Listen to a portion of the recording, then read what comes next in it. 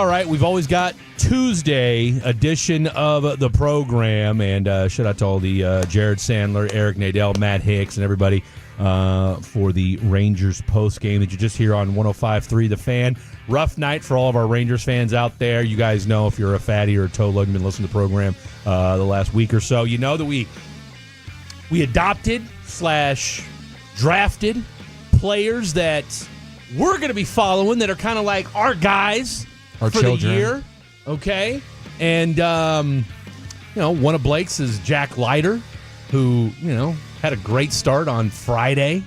He looked okay. Helped get the first win of the year for your Texas Rangers. For those of you that have been scoring, I'm a Kamar Rocker guy, and Kamar, fifth in the lineup right now. And, let's make it clear. For fifth. And let me say something before we get carried away, boys, okay? Don't bury the lead. Bochy said that this order isn't indicative of quality. I would agree. Yeah, he'll probably be seventh next time we do a rotation. I agree. Fifth is not indicative. Look, there may be an independent team Kamar's pitching for. There's probably high school teams right now that he'd be the third starter. Wow. Yeah. Kamar, what the heck happened today? Rough start. Yeah. Rough start, literally and figuratively. But you know what? As Marty Schottenheimer once told Ted Johnson during a draft day meal, it's not about how you start, it's where you finish. That is true. I didn't get a chance to get my eyeballs on this game. I was handling some personal stuff today. So you tell me, at any point, did he have command over any of his pitches in those first couple innings? Third inning looked good. Third inning looked good? Okay. Third inning.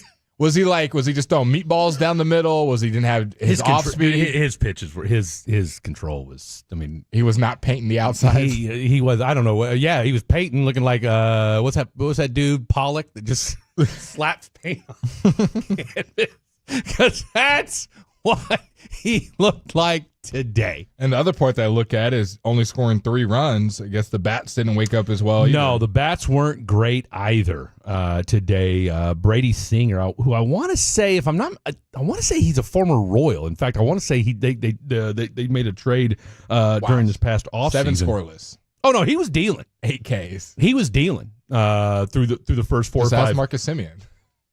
Well, and let's not just jump all over Marcus, who continues to not play well right now. He's batting a balmy 105 right now. And granted, we're only 4 games into the season, so let's not get carried away just yet. Isn't that crazy? We're already 4 games in. Already 4 games. Blinking, it was just opening day. Well, it was last Thursday. Berger, he was your only source of any kind of excitement. Let's think about it. The guys I've adopted: Berger, Adolis, Jack Leiter, and Mark Church. Mark Church came in today, scoreless. Mark Church did come in and throw 1 scoreless or 2. 1 and a third. He had 1 and a third innings. There you go. Jake Berger, homer today. Had a ribby in the last. Had a couple ribbies in the last series. Adolis has been your best offensive hitter the last couple games. Yeah. And then my boy Jack Leiter, your best pitcher right behind DeGrom and I almost said Scherzer and Evaldi. So I'm feeling pretty good about my picks, personally. Well, I mean, look, if you want to just glad hand your, the guys that, you really went on a limb taking Jake Berger and Adolis Garcia. Who did you pick? Josh Young after a inauspicious start. Yeah. Kamar Rocker after an inauspicious start. Okay. I definitely had the higher draft picks. I can. You absolutely did. You absolutely did. Who was your other guy? Who was my other guy? You had to have one. Who did I? I took Jonah Heim. You took Heim, Young, 2 of 4 today. 2 of 4 today. Okay. 2 of 4 today. Yeah. Nobody picked Jock, and nobody picked Wyatt or Seager. I don't think anybody did. No. Our guy, and we may have. We'll go ahead and throw Khaki Kev in the mix. We can have him pick some people today, because our guy Cosplay Trevor picked Langford, Evaldi, and Josh Smith. Okay, so he got Langford in there. He did, but we were like, hey, you've already taken, hey, take who you want. Who do you think Kevin's going to take? Man, he reeks of Corey Seager. Yeah, he does. Pick a batter that you're gonna. It's gonna be your guy all season long. Jock Peterson. Okay, that's fair. He took Jock. All right, let's write that down. Jock Peterson for Khaki Kev. Is there any reason, any rhyme, or you just like Jock? He hits dongs, and that's kind of what he does. Okay. All right, give me one more. All right, give me another one. Well, preseason, I did kind of like a top 3 Rangers going into the season, and one of them was Josh Young, and I still want to stand by that because I think after this Can't take him though. Not how this Can't works. take him though. He's already been selected. Oh, okay, I got Already you. been selected. All right. So run me by who y'all No, did. just No, go ahead and just just pick make someone. picks. Just make picks, and we'll tell you yay or nay. Okay. Jock Peterson, I already said. Let me see. I'm assuming one of y'all already said Adolis. Yep. He's already been taken. Blake's got him. Wyatt. Already been taken. Gone. Cosplay Trevor. Cosplay Trevor, is that official? No, What's that? he's trying Cosplay to turn to get more time. What do you mean? What official? Is that like did he approve that? Is that like the name of Trevor now? No, we go back and forth. We give him a different nickname I was going every to say day. he's got a different name every time we see him. So I didn't know one if it week was it's Wonder Woman, one Okay. week it's cosplay, Dungeons one and week Dragons. it's Dungeons and Dragons. So he's just depends on what kind of mood we're in. So today's cosplay. Josh Smith. Nope, cosplay Trevor's got him too. Cosplay Trevor's got him too. All right, I'm late to the party, obviously. You are. 4 You are games. number 4. Yeah, you are. We just finished game Kyle 4. Higashioka. There Kyle you go. Higashioka. He got Kyle. Backup catcher. The catcher? Yep. Okay. Did somebody else have Heim? Nope. Nope. No, someone does have Heim. I don't, Fred does. I've got Jonah Heim. I And figured now you that. get a Gotcha. pitcher in the starting lineup. You need a starter and a bench guy or a bullpen. rotation I'm guy. assuming yeah. all of the good starters have already been taken. Well, that's really Leiter. Leiter's gone. Yep. Yeah, that's my guy. So, It's all right. Leiter, Evaldi, and Kamar Are gone. gone. yeah. So I'll be picking from the back of the bullpen.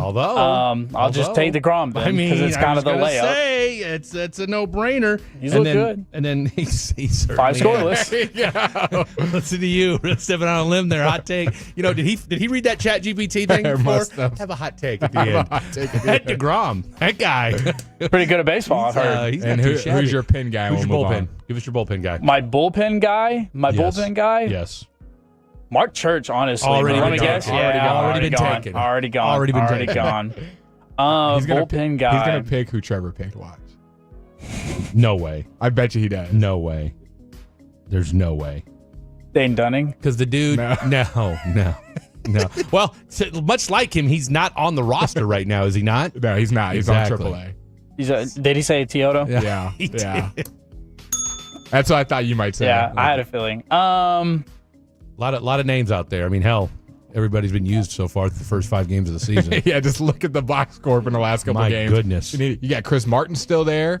You got Garabito, who would. Yeah, I'm not taking Garabito. Martin, I'm thinking I mean, about. do you want to go Ezekiel Duran? I mean, he Hey, was a you know big guy. what? He went up. What? Oh, did he pitch He today? went 3 Oh, up, yeah. 3 down. 3 up, 3 He down. went up, 3 up, 3 They down. couldn't touch him. today. They couldn't touch him. That Ephus pitch is for real. You get Duran or you get Kamar Rocker. Who are you picking to pitch? Don't do that to me.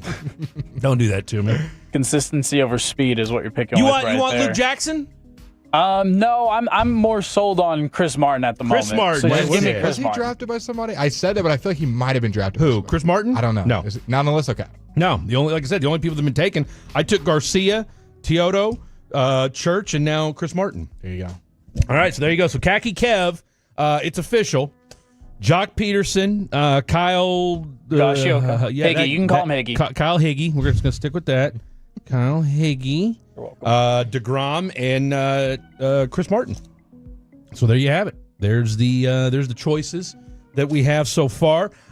Just to kind of round it all out.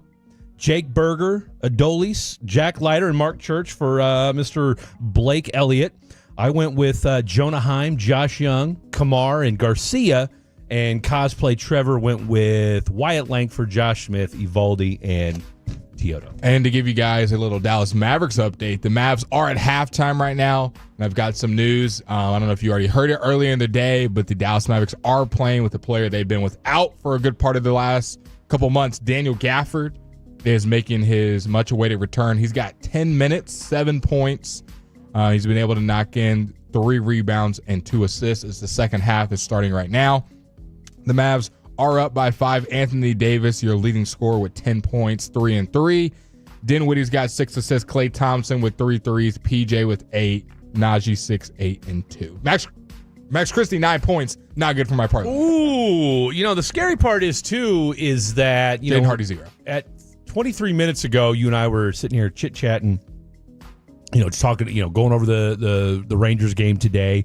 Also, just kind of starting to really get into the Mavs because they had a kind of a weird graphic up about players that had, and then meanwhile Daniel Gafford with the nice little two-hand also slam. Gafford for under 12. So it's not looking. Yeah, no, you're having a rough go of it. But they had a weird stat up there, like most career 5 games with 5 3-point games made.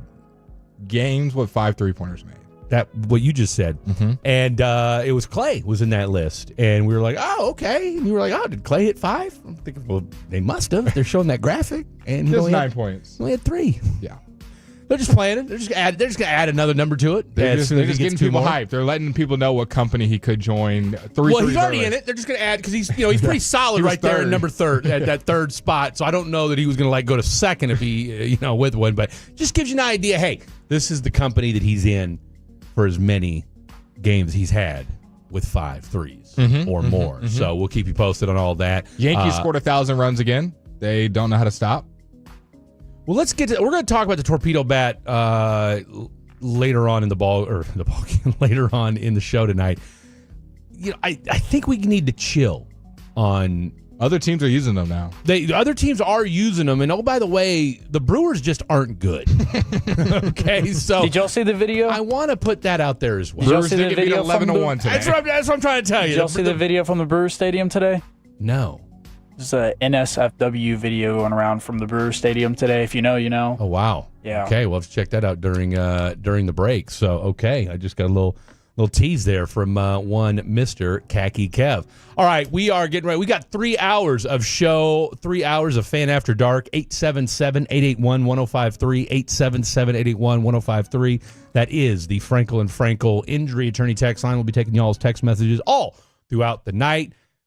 Ranger talk, Maverick talk, and everybody's favorite owner, Stephen Jones, spoke about his Dallas Cowboys and more. Lots to get to. Don't go anywhere. Fan After Dark coming up next. Coming up Tuesday morning on Sean and RJ, Rangers Reds, plus could the Mavs and Stars stay hot, and another Tolo ticket giveaway during the 720 Expressway. It's a Tuesday morning on The Fan. If you're 55 and up, T-Mobile has plans built just for you. 2 lines of unlimited for just $30 a line. That's a 45% savings compared to Verizon and AT&T.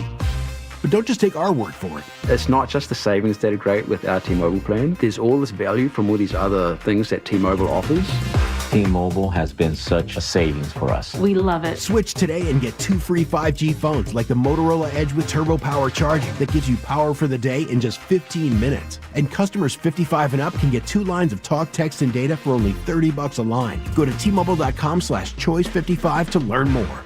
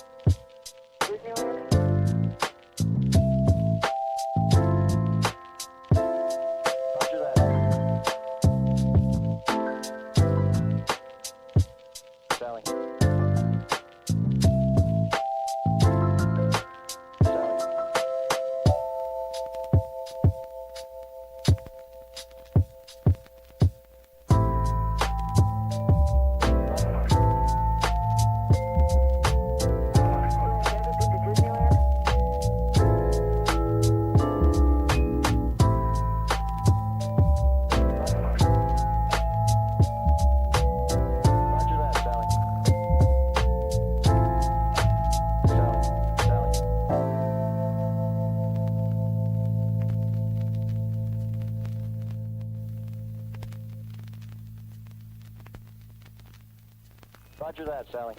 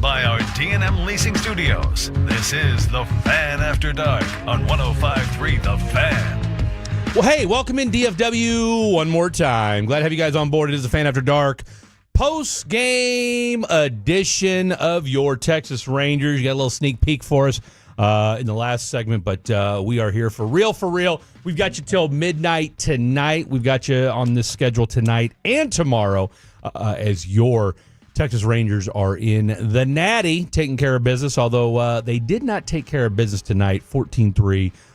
They are on the losing end of that game. Someone said, have the Reds stopped scoring runs yet? Well, technically they did in the 8th inning when Ezekiel Duran came in and shut them down. All right, 3 up, 3 down. Maybe the best performance, pitching performance of the night tonight. Well, actually, I think it's easy to say that was the easiest or the best looking pitching performance of the night tonight. He went a full inning, 3 up, 3 down. Meanwhile, the rest of the evening, not so great.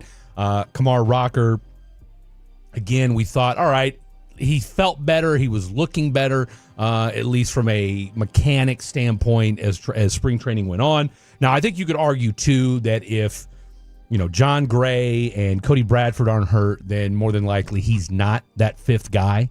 But I think because of injury and, you signed Patrick Corbin, but the problem was, Patrick Corbin's been out. So, he's trying to get back up to speed. He's kind of getting, and plus I want to say too, he just had a kid, right? So that set him back a week as well.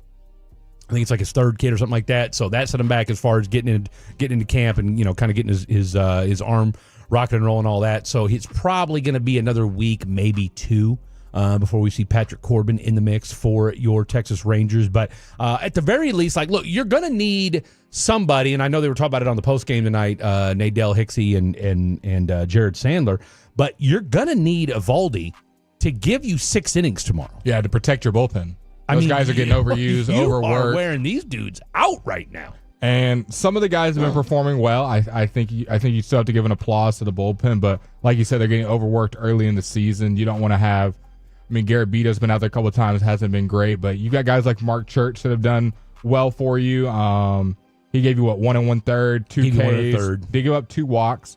Garrett Bito, who we know gave up 4 earned runs today, 7 hits. Does not seem to be, but he's an innings eater, but not great when you're giving up a lot of runs like he was.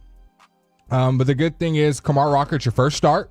You got a chance to bounce back. It's not the end of the world. No. Like Nadell and Hixie said, it's not the easiest thing to climb out of that hole mentally when it's your first start, and this is how it looks, but it's a major league team. You're going to have starts where you don't look good, and he's got guys like DeGrom, got guys like Nathan Evaldi. They can kind of preach some confidence into him and let him know that, hey, things like this do happen, and this is how you're going to go out there and perform next time. And I thought they made a great point on the postgame show saying how he used the slider a lot in spring training and was trying to get comfortable with that. And then today, switching it up and going to the curve or vice versa, and not having the availability to use both those pitches. And the Reds were just ready for everything Kamar had, and he got rocked. No control. No, just what? I think we heard a little bit from Boch at the post game is.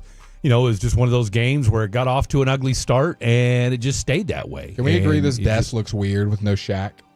Just the three of them. Yeah, you don't have anybody on the end, right? Now, it's weird about the actual people that are there, and then also just there being three people on that desk. We're watching the TNT as the Lakers and Rockets are about to tip-off, if you will. And, I don't mind the guy that hosts. I like him. Greenberg? Is that his name? Mike Greenberg, I think, yeah. Well, no, Mike Greenberg's the guy that hosts on ESPN. Let's get okay. Jared Greenberg? I think it's Jared Greenberg. Is it Jared Greenberg? I'll look. All right, you'll look it up. That's his name. Yeah, because Ernie was probably. Well, I know Ernie was doing college basketball yesterday. That's probably why Jared Greenberg. It is Jared Greenberg. Okay, fair enough. But no, and not only did your from a pitching standpoint, they didn't look great tonight, but at the same time too, your offense was anemic to 5 say of the 32. least. Yeah, so it wasn't a great night. 9 strikeouts. You put a few runs up there at the very end, but those were, dare I say, garbage time runs, if there is such a thing in baseball. But you certainly had them tonight. The game was certainly out of whack at that point. So, the beauty of baseball is there's still a lot of games left. We're very, very early into this thing. And, offensively, I don't know that anybody's necessarily surprised at Kamar Rocker getting rocked.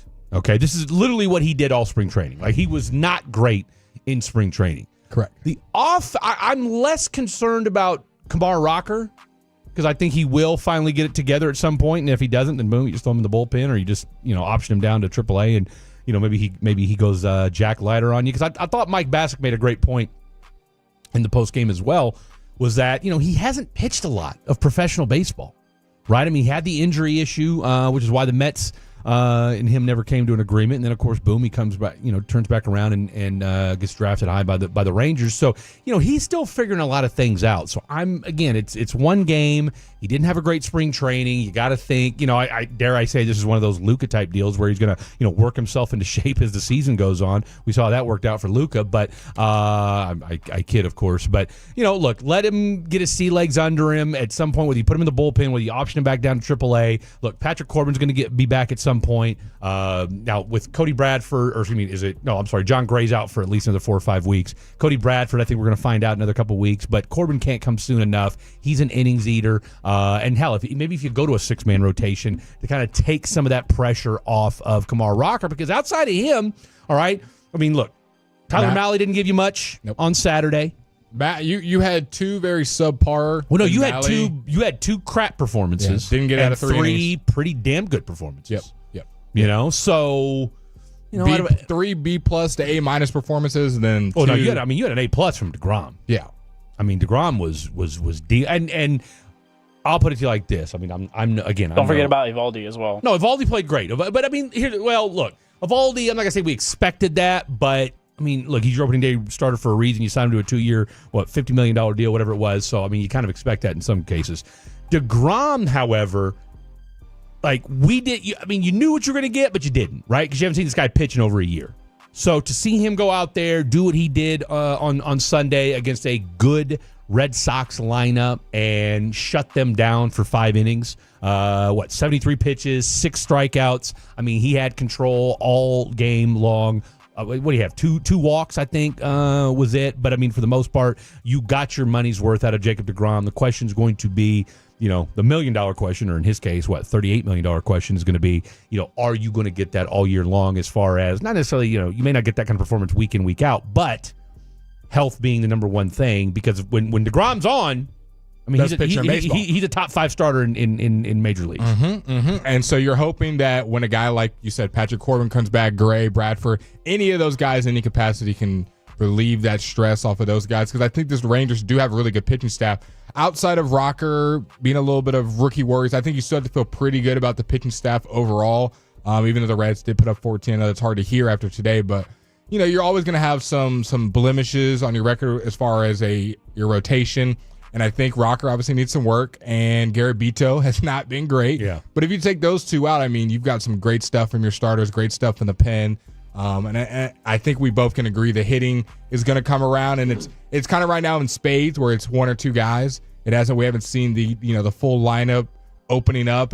Marcus Semien's is worrying me a little bit because it also bleeds into last year. Well, that's the thing, right? And he's what, 34, almost 35 years old, and I don't know that unless you're on steroids, players typically don't get better with age. And for a guy of his, and he's leadoff too, man. Well, he's not 8 or 9 hitter. He's an infielder who's your leadoff guy, right? So how old's Altuve? Well, he won't lead off for long if he doesn't get back. I mean, we saw what Bochy did last year. Yeah. Not saying that I don't believe. I think Semien's going to be fine. I think he'll even it all back out, but they're not going to let that bleed. Like, if he's not doing well from the leadoff spot, Bochy will make that change. No, he's going to have to. How old's Altuve? Because he just moved to left field. Yeah, he's not doing well. Let's not use that as an example. No, I'm just saying as far as someone who's older and got moved to the outfield. I want to say Altuve is 32 or 33. Is he really that young? Somewhere in there, yeah. But Dude, you got to remember. Well, you got to remember. 34. I was about to say, I didn't think he was 32. He's 34.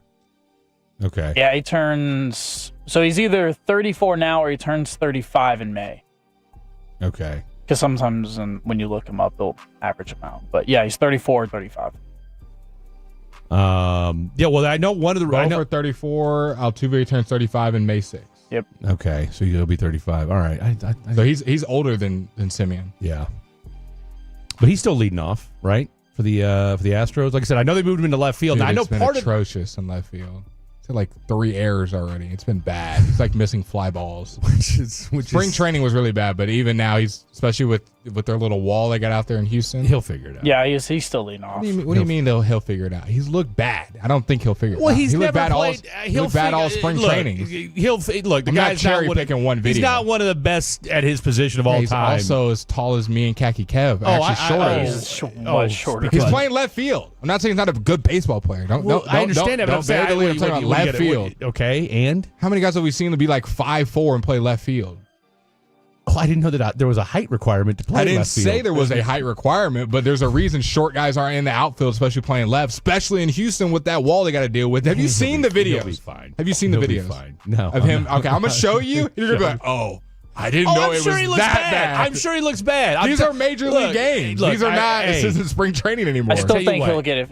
A Major League Baseball player is a Major League Baseball player for a reason. I don't think he'll figure it out. He's not one of the greatest baseball players of the last 25 years by accident. See, you're twisting and turning. I didn't say he wasn't. Anything. I'm talking about specifically and left field. That's all. Because of his ilk, he'll figure it out. We can't just do ilk. No, we can. Absolutely. It's kind of how it works. Absolutely. He won't figure it out. Khaki Kev, you stay out of this.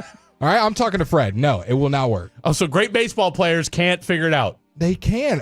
So then why can't he? So why can't he? Because he's 5'3". What does that have to do with it? I'm gonna show you the video. And you're gonna be like, "Wow."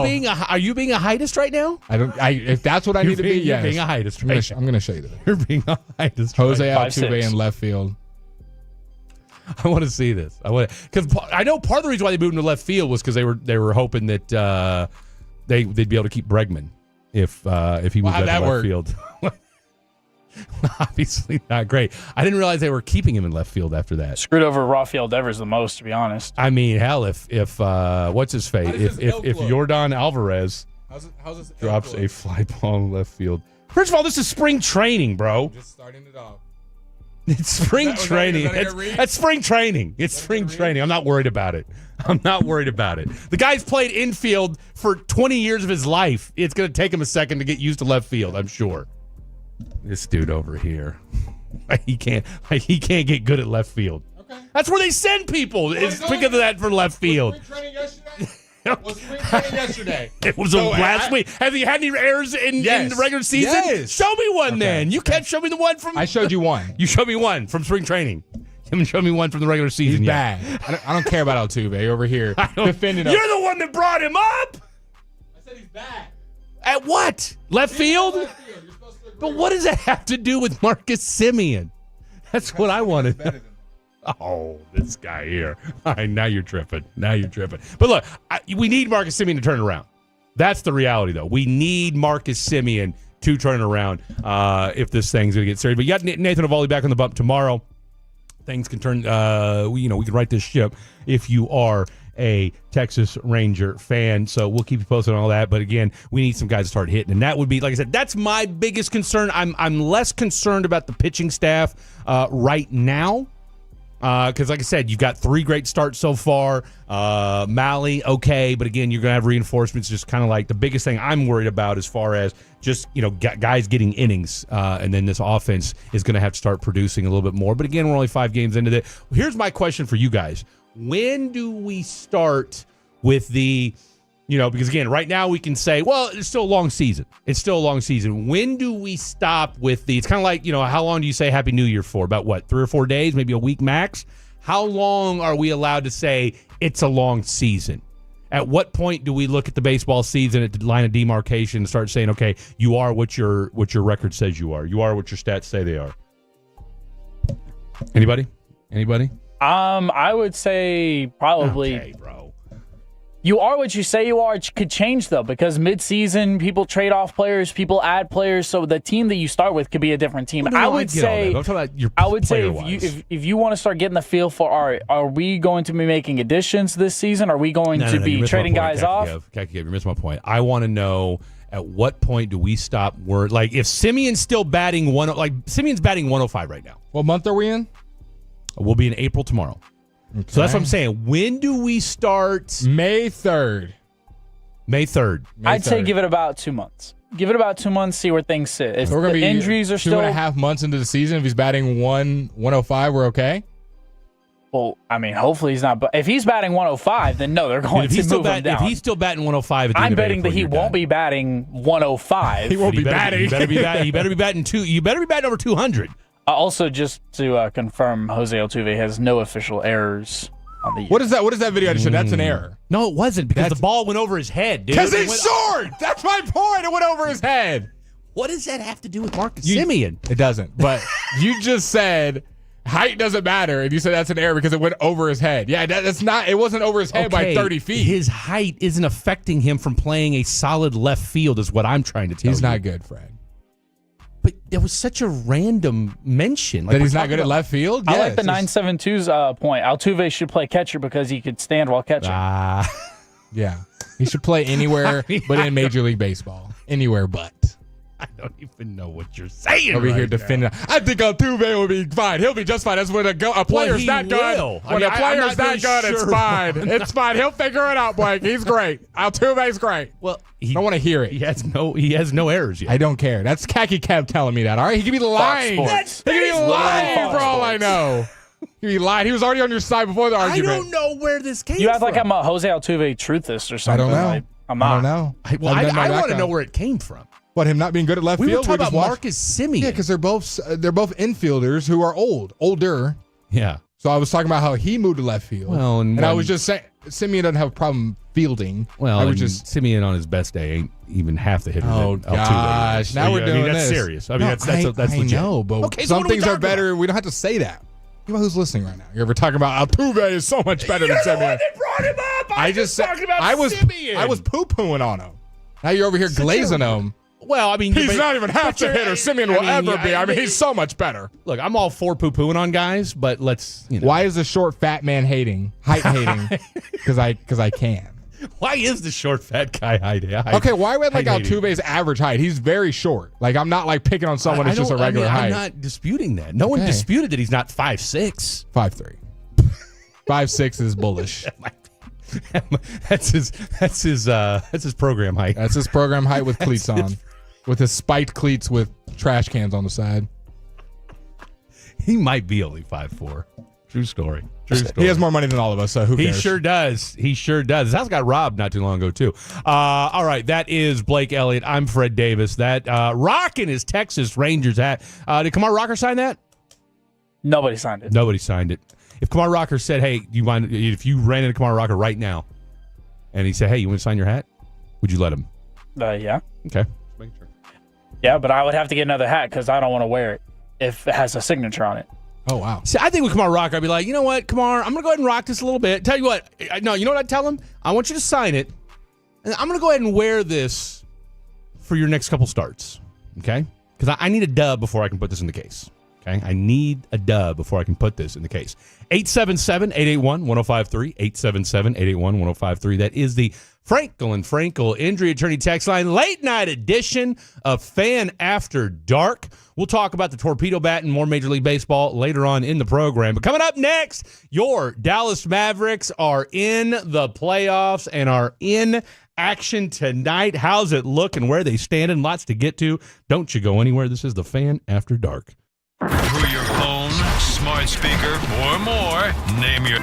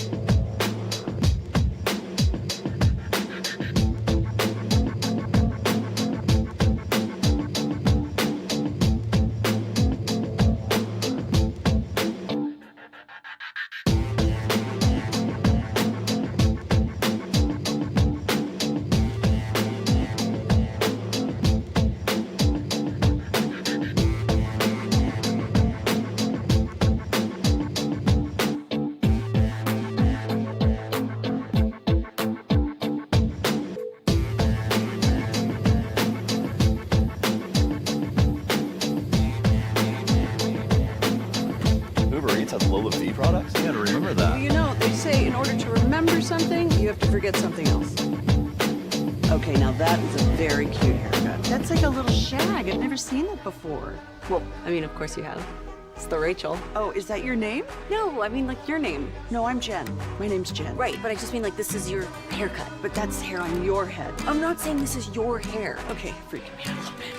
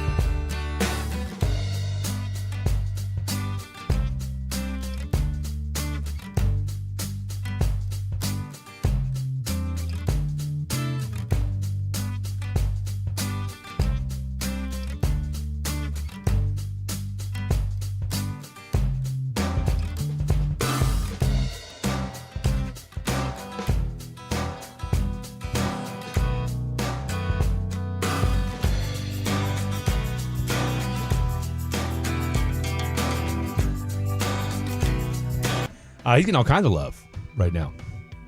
Who? Your boy Drew. Drew Teme. Apparently, every time he scored for Brooklyn the other night, that was they played that on the loudspeaker. I love how they're trying to wipe that he went to Grapevine High School over there by South Lake and Colleyville. Well, you might need to update his Wikipedia, because Wikipedia's got him going to J.J. Pierce. No, he did go there. I'm just saying. But he went to other schools as well? Yes. I mean, I'm literally looking at the video that they have linked in here. I have a highlight reel of him with a jersey that says Mustangs across the front. Grapevine. Well, maybe you need to jump on his Wikipedia and add it to his high school page. I will. So, before the show's over. Right now, the Mavericks started the fourth quarter, 87-84. Your Dallas Mavericks on top of the lowly Brooklyn Nets. They're scrappy. They're scrappy over there. In oh my gosh, no sleep. This lineup is just horrendous. So why is Caleb Martin our point guard? It's a wild lineup. Really, just get the ball to AD. Get out of the way. I'm gonna go set a screen and stand in the corner and let AD cook.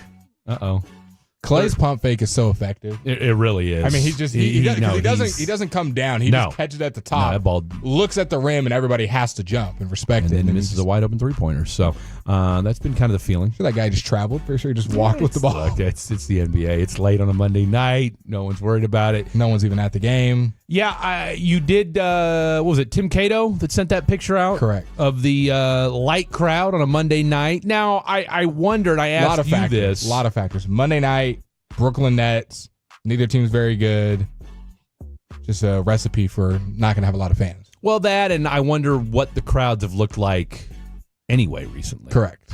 Because we don't typically get, and I mean, it was just kind of a random pull anyway, but so 90-84, 10 minutes and some change left to go. Feels like AD's played a lot. I feel like every time I looked up. Oh, no, he's definitely getting his minutes right. AD so far has played 22 minutes, which is second most on the team, or third most, behind Dinwiddie and PJ. They're up 8, so you figure, all right, he'll probably finish with about 28, 29, barring, if this game gets a lot closer than we think it should there towards the end, but they should take care of business. Meanwhile, on the bottom screen here in the studio, we've got former Dallas Maverick and his new team, Luka Doncic, and the Los Angeles Lakers, down 1. It's a low-scoring game, to the Houston Rockets. Low-scoring game. It is. 14-13. We're about to be in the second quarter. 14-13. Now, the Rockets are on the back end of this is their second night of a back-to-back. I think they played Phoenix last night. You had your boy Dylan Brooks get kicked out of that particular game. They mollywopped them, though. They did. Hell, they were up by 40 there at the end. Reed Shepherd just knocking down threes with no hesitation. And then, of course, Kevin Durant, who sprained his ankle and will be out for a week. Yep. And I'll tell you what, you read these Mike Budenholzer quotes, and he just doesn't care. And I don't know if I'm him. I mean, what more could you have done? This is now 2 years in a row where, what was it, Vogel last year and Budenholzer this year? Yep. Like, I don't know what coach is going into Phoenix and it's going to turn that thing around. Doesn't seem like it'd be a smart move right now with Phoenix because they have players, obviously, with KD and Book and Beal, but it just doesn't seem to work together. And they brought in some smart offensive minds. And you wonder at what point when you have so much talent, there's so much frustration on that Phoenix Suns team. They want to win, obviously. Yeah. What guy is even getting through to them? It's not necessarily who's the best candidate or who's got the most experience. It's like who is going to get through to this group of guys, and they haven't found that remedy yet. Ever since KD's got there, the Suns have been worse. And imagine that they did make a finals run with just Book. DeAndre Ayton. Shout out to the COVID year. And Chris Paul. Yep. So you had they were up 2-0 that series too. They were, and then the Bucks won 4 straight. And have not been right since. Haven't been to even to a conference final since, if I'm not correct. No. If I'm correct. No, and then Mavs, Nuggets, Thunder. Well, and let's call it what is. I mean, they're on the verge of missing the playoffs this year. Yep. Probably are going to miss the playoffs this year. Yep. I mean, there's no way. The Mavs schedule now is just. Which we knew going into, because that's one of the things we talked about was how after the All-Star break, the Mavericks were going to have one of the more friendlier schedules from a record standpoint in the NBA. Okay, you should have your notebook. We did our predictions on how the Suns and the Mavs would finish off the month. We both said 4 and 5. No, to finish off the month. The year. Let's see. Because the Mavericks, I think since the last time we talked, they hadn't played the Magic yet. They hadn't played the Bulls yet, and they're obviously right now up 94-86 84 over the Brooklyn Nets. And some stats to get you guys comfy in your car or wherever you're at. Klay Thompson leads with 13 points. PJ with 11, Gaffer with 12, Dinwiddie with 11, AD with 12. So a collective effort tonight as Jaden Hardy is pouring it on here in the fourth. He's got 7 all in the fourth quarter, trying to get himself some more and more playing time. I think I wrote those scores down on. Wait, hold on. You got it? I tell you what, Fred never disappoints. All right, we had the Mavs going 1-2 to end the month. So that would have been the Magic game, the Bulls, and the Nets, correct? That's the 3, right? The last 3 games of the month. Yeah, so they're 2-0, obviously, and then they're about to be 3-0. Wow. And we had them going what? Of course, I don't know if we had them. I don't remember if we had AD coming back. We did not. AD was not back yet. And then we had the Suns going 0-2 to end the month of March. Suns going 0-2 to end the month of March. They play. Okay, so it's the last 2 games. They lost to the Timberwolves and they lost to the Rockets. So we're right about that. Right. We're right about that. So they had their little. So who we had the Mavs losing to? I was saying the Suns had their nice little 4-game win streak. Yeah. Then they lost to the Celtics, Timberwolves, and Rockets, which was expected. Now the Suns play the Bucks tomorrow, then the Celtics, then the Knicks, then the Warriors, and the Thunder. Yeah. So a bunch more losses. So yeah, they're probably gonna lose out. Meanwhile, your Dallas Mavericks after tonight, you've got Atlanta, the Clippers back to back, which you should split that. Toronto, Memphis, which I think that Memphis game at this point, I mean, I don't think probably both teams will be fighting for seeding. Absolutely. And then you've got the Clippers and then the Lakers at the end. So there you have it. So, I mean, look, right now, the way it stands, let's take a look at the standings. As if the proverbial season were to end today, they have moved into that 9th spot, right? So it gives them a little more leeway as far, well, not really in the grand scheme of things. I mean, it'll give you a home game now as opposed to what it would have been on the road. So you've got what? You got your, Timberwolves and Clippers are going to play each other. If the season were to end today, you got Timberwolves in the 7th seed. Now, the Mavericks are 6 games out, so I don't... 6 games out of what? The 8th spot. Okay, so unless the Clippers just completely do a nosedive, which I don't see that happening. They're 8-2 in their last 10, best record other than the Rockets and Thunder in the last 10. Yeah, so the Clippers, I mean, again, I don't, and a lot of that's been, hey, you put Kawhi in the mix, stranger things happen. Clippers are trying to get into the 5 seed. Well, you mentioned this the other day. There's only so while the Mavericks are 6 games back of the Clippers from that 8th spot. Yeah. Okay, from 8 to 9. It's a 6 game. The same 6 games that separates the Clippers and the Mavericks from 8 to 9. Those same 6 games separate the 2nd from the 8th spot. Yep. So again, it's number 1. 9 and 10 are in their own categories, and then 2 through 8, man, it's going to come down to the end of the season. And if you're the NBA, you'd like to think that they would do I mean, look, the NFL. This is what changes. This is what makes the NFL different from baseball and the NBA. Is the NFL will beat you upside the head and let you know, hey, these are the scenarios, and this is why you need to watch these games on Saturday and Sunday. And we'll remind you all week long as to why you're watching this game and what the seeding means. And then they'll have some, political guy who will change day for a day and be like, see what happens if this team wins. And they make fun out of it. Or not fun, but not make fun of it. But they make it a fun, watch. Mm-hmm. If I'm the NBA, man, I'm telling you right now, I'm letting everybody know this last week of the season this is what you sign up for right here. All these guys will be playing competitive. You're looking at this Lakers-Rockets game that's barely even hit the 20s. We're about to hit the second quarter. Because you're going to get competitive basketball. Both those teams are fighting for it. Lakers are only 4 games back of the 2-seed Rockets. Rockets want to hold that lead up there. Rockets 9-1 in their last 10. They're balling right now. No one's talking about them. I mean, here's the thing. If you're the Grizzlies, Warriors, Timberwolves, or Clippers, are you trying to play away? Trying to play an away series? No. You want to play at home, right? You want to play at home. And like I said, you got this Lakers team right now that's 45-29. And again, I felt really, really good about this team a month ago. They've kind of fallen on hard times where they lost 3 out of their last 3-7 in their last 10 or something like that. I mean, have not been great.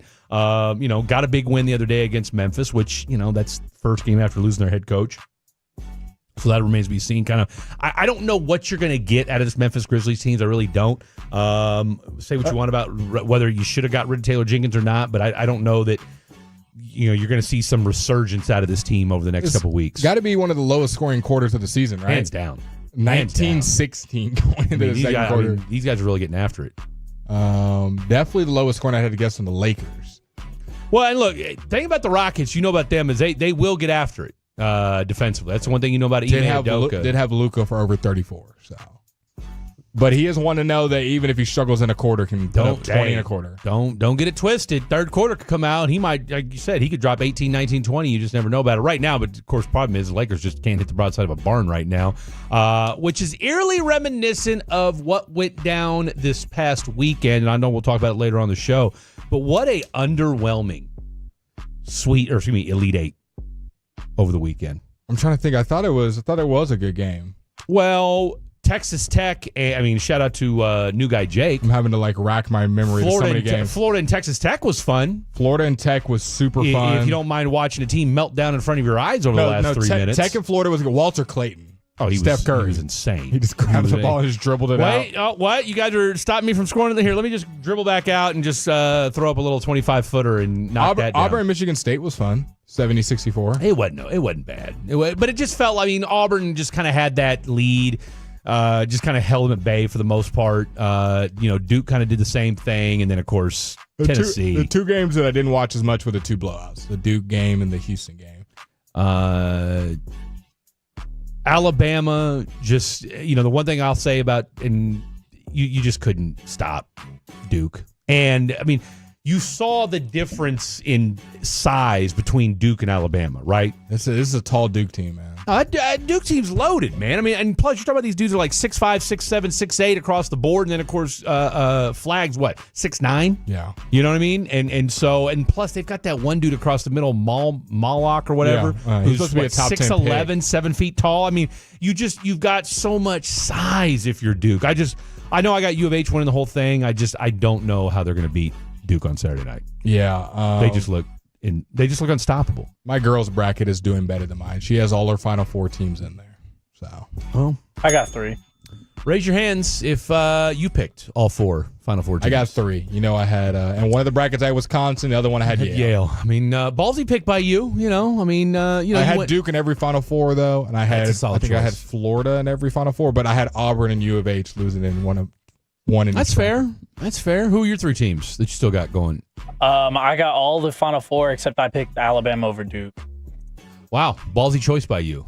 Alabama. Did you feel good about that even right before the game, or was that like a pre? Obviously, you filled it up before the tournament started. Yeah. If you could have changed it, would you have done it right before the game, or did you still feel like Alabama had a chance to beat Duke? Going into it, I was like, man, this game could go high. The points could go crazy. Because I talked to Will Chambers about it. I was like, what's the over? And I think it was 170 something. It was crazy. So I knew that there was a chance that Alabama could. Yeah. But Duke is just, I guess going into it, I didn't want to believe in the chalk hype for Duke. And so I didn't. And first time since 2008? First time since 2008 when you had all chalk, back when it was in North Carolina, KU, Memphis, and a fourth team is eluding me right now off the top of my head, but we'll get to it later. But we all know who won that title anyway, so not that it really matters if you know what I mean. Coming up next, Stephen Jones. Hey. This team went from being selectively aggressive to, hey, we might not be done yet. Can we take any solace in that? And some other news about some potential Dallas Cowboys as well that if you've been listening to the Fan After Dark, we know a lot of you have, jives with what we've been telling people. Lots to get to. Don't go anywhere. This is the Fan After Dark. Coming up on the next KNC Masterpiece, the first interaction with Bruce Bochy in the regular season. Bruce Bochy joins us at 12:30 on the KNC Masterpiece on 105.3 The Fan. I was going to pay the IRS eventually, but we had to have enough to live on. Now, the IRS threatens my paycheck and my bank accounts. Hi, I'm Dallas tax attorney Jamie Flores at the law offices of Nick Namath, and these are things we commonly hear from our clients. If you're facing IRS wage levies, bank levies, tax liens, and unfiled returns, or even past due taxes, call Nick Namath, the DFW tax attorney at 972-484-0829 or go to myirsteam.com. We have offices in Dallas and Fort Worth. You still thinking job change in the new year? Yeah, I need something that's in high demand and more stable in this economy. IT?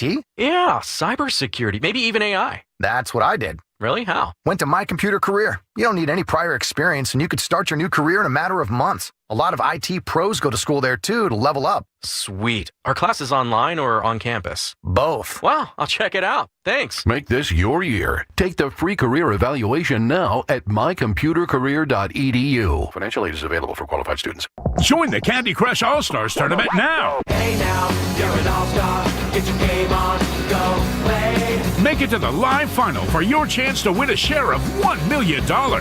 Play Candy Crush now. Get your game on, go play. Selected level 5 plus 18 plus. In-game event ends 0300 EDT 27 April. Win the in-game event. Receive an invite to the live contest in June in California. Requires U.S. travel. For terms and conditions, visit 2.king.com/terms. Wesley Financial Group is not a law firm. Are you a victim of the timeshare trap and think there's no way out? I'm Chuck McDowell, founder of Wesley Financial Group, the original timeshare cancellation expert. And I'm here to tell you that there is a way out. All you need to do is give my...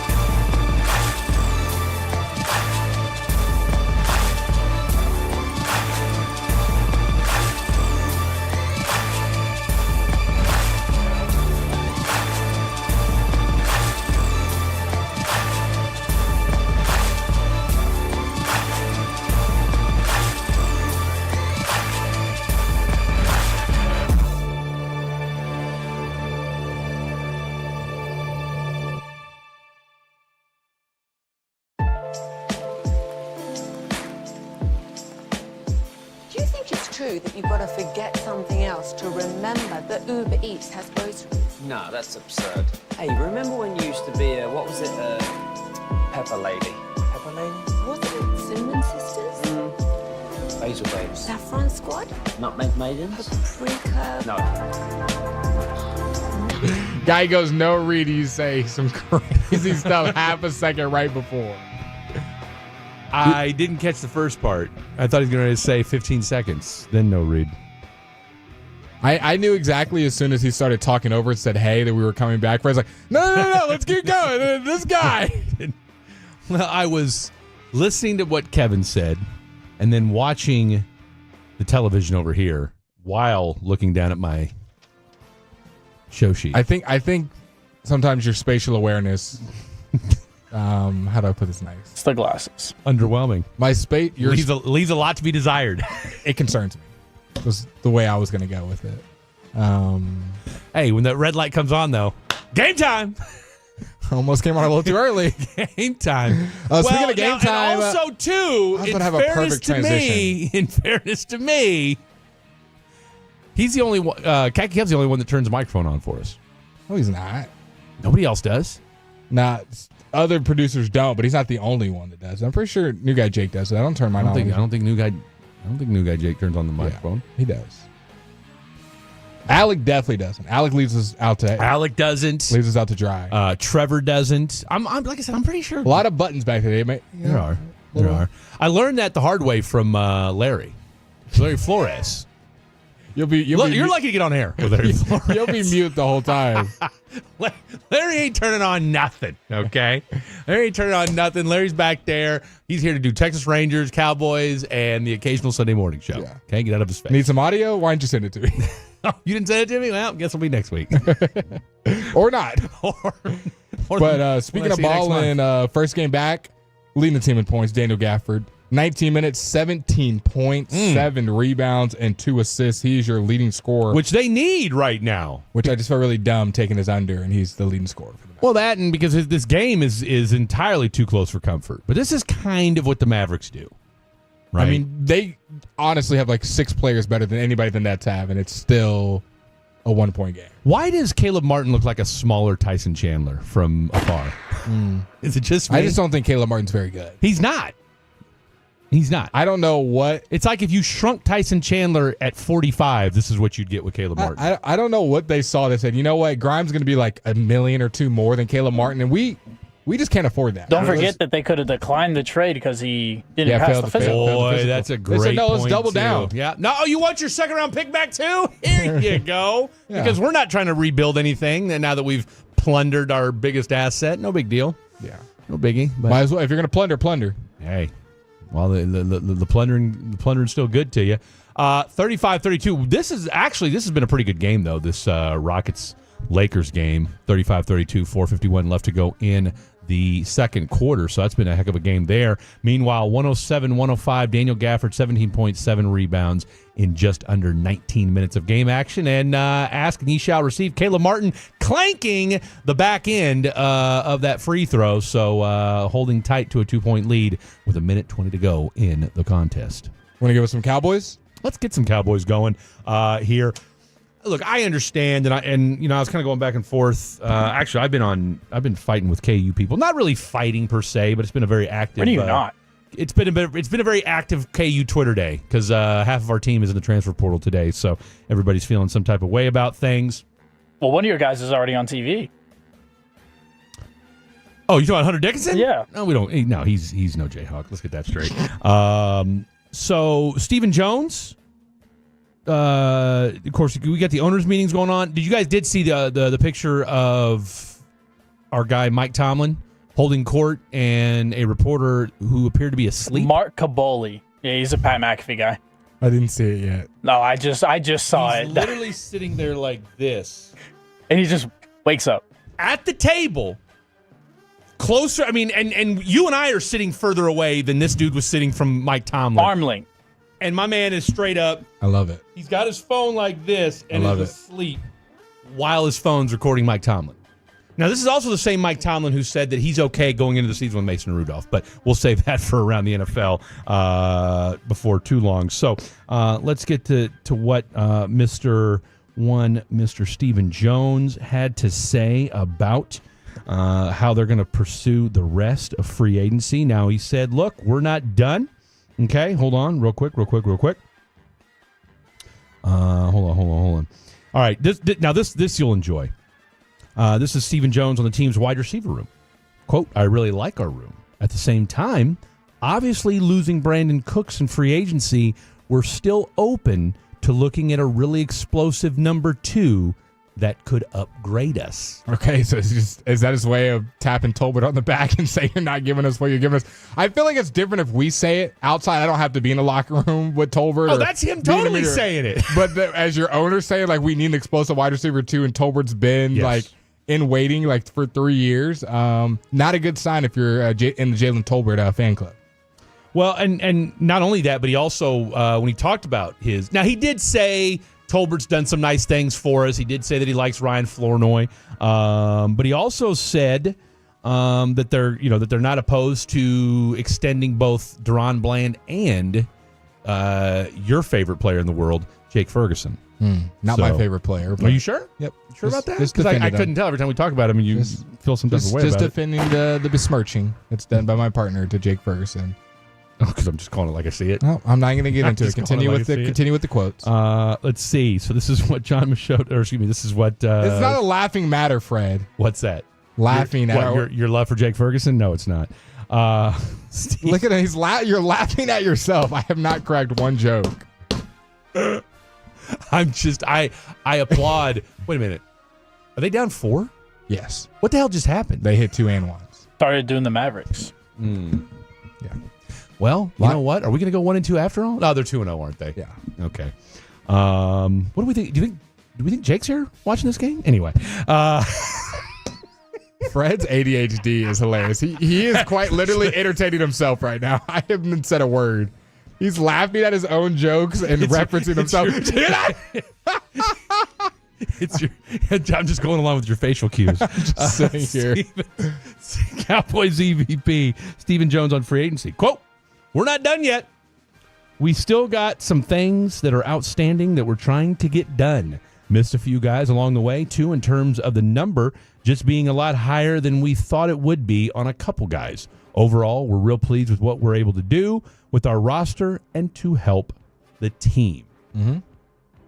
Which sounds about right. I mean, we heard that there were a couple guys that they were in on, but the numbers got a little bit too high for what they like. Classic Cowboys. Classic Cowboys, right? We would have loved to break the bank, but I mean, that's just not where we're at right now financially. We are the only team that is hard stuck with money, so I do want to let you guys know that. We would love to get those big time players that have been proven, but that's just not our MO over here at Cowboy Way. Stephen Jones said there's no disappointment that they haven't gotten a new deal done yet with Micah Parsons. Quote, we've had visits with Micah, Jerry and I have. We feel good about that. Some guys want to visit, and some guys don't want to visit about their money. We respect both ways. But if players want to come in and talk to us, we've got an open door policy, whether it's Jerry or myself. He goes on to say, Micah likes to visit, so that's a good thing. We have a great relationship with Micah. We think the world of him. We've had good visits with him. We feel good about where we're headed. PJ just tweaked his ankle, falling on the ground. He's shooting a free throw, but it did not look good. Okay, I think they are going to say the right things about Micah Parsons, but it should not have taken this long. It should not continue to take this long. I don't know if Micah and his agent are just doing a great job of pushing back and wanting more and more. I'm not in those conversations. I'd maybe have to ask Bobby Belt, who has a little more insight on that. But when it comes to getting this done, yes, it's just a lot of lip service to we haven't put it as our first priority, and we think Micah's going to sign anyways to whatever deal we sign, or Micah's playing hardball. One of the two. He declined to speculate if Parsons will be at OTAs and minicamp if a new deal isn't done. He also talked about our boy Dak Prescott, saying that Dak's doing great. He's coming along. He's very thrilled with where he is. And I know the trainers are too. I feel like he's doing a hell of a job. Will he be ready for the start of the offseason program? Quote, he'll have some limitations, yes. But knowing Dak, he's a worker. He's thrilled with where he is. I think we can agree. We know Dak is a worker. We know the kind of attitude he has, and Broadus has already talked about it, as well as other people, that Dak's out there throwing out at the star. He looks good. He's looking like he's in some of the best shape he's been. And I think in the short term, there should be no cause for concern. He'll be there opening day. I'm still thinking of the Rangers. He'll be there week 1. He'll be ready to rock and roll, and I think NFL he'll opening day. I think he'll look fine. Now, big picture, you can maybe have some concerns. How long do we think he's going to go throughout the season and the next season? But if we're just talking about, hey, those first couple weeks, just being ready as far as injury and being ready for camp, I think he'll be fine. I think they even kind of mentioned somewhat of a snap count, a pitch count, if you will, for spring training, which is to be expected. I mean, do you need to see what Dak, I know I'm getting my baseball mixed in. Do you need to see what Dak does in training camp to be, he's going to be our starter, or we're going to go Will Greer? Like, you don't need to see anything other than that he's healthy, and looks like he's trending in the right direction. Well, I guess the only thing you'd really need to see, though, is I'd like to see a little more chemistry between him and his receivers, though, to start the year. Because that was the one thing going into this past season that, if him and CeeDee Lamb don't know how to connect at this point, I don't know what to tell them. I mean, what has it been, 5 years together? No, there definitely is that, right? Like, if they don't know how to connect at this point. Well, but for whatever reason, they didn't get, that connection was not great to start last season. Are they losing it every season? I mean, look, that's a great question. I'm not a quarterback, so I don't know. And I don't know. That's a great question. I don't know either. CeeDee's only been like a top 3 receiver the last 2 years, top 3 in yards, even with Cooper Rush as his quarterback. No, I mean, that's what I'm saying. It was weird Klay how Thompson that team, for the win and a clank. Spencer Dinwiddie for the win and a clank. Oh. Is that a foul? What do we got going on here? Foul and out of bounds. Hit the top of the backboard. That's a rough deal. That's a rough deal. Spence and Klay with wide open threes, and they're going to lose to the Brooklyn Nets. Well, all right, we'll discuss that and more. But no, you got to think. He's now. I will say this, and I don't know if you guys, you guys have seen the video of him working out, right? He looks smooth. He does, and I know they talked about maybe he looked a little slimmer. Do we know if we saw CD in any of those workout videos? I don't recall seeing him in any of those either. So, I mean, at the very, like you said, I mean, I get it. He's one of the best to do it. You would just like to hope that, get that chemistry going a little bit. I do think, though, there is, even though they know each other very, very well, there is, like anything else, it does take a little bit of a process to kind of getting back, getting the two on the same page. Well, so hopefully that happens. A process that needs to happen, and I'm going to stranglehold this next segment. The Cowboys currently have 74 players on their roster. You can have 90 going into camp. You got 10 draft picks. That equals 84. So, Blake, that leaves 6 roster spots still open for the Dallas Cowboys. There is guys that they could sign, especially when it comes to post-draft. Who do we think those 6 guys are going to be, as well as an update on this Dallas Mavericks game next at the top of the hour, Fan After Dark. Text away your thoughts to the guys right now. Was it Spice Girls? Doesn't sound right. Was it Saffron Squad?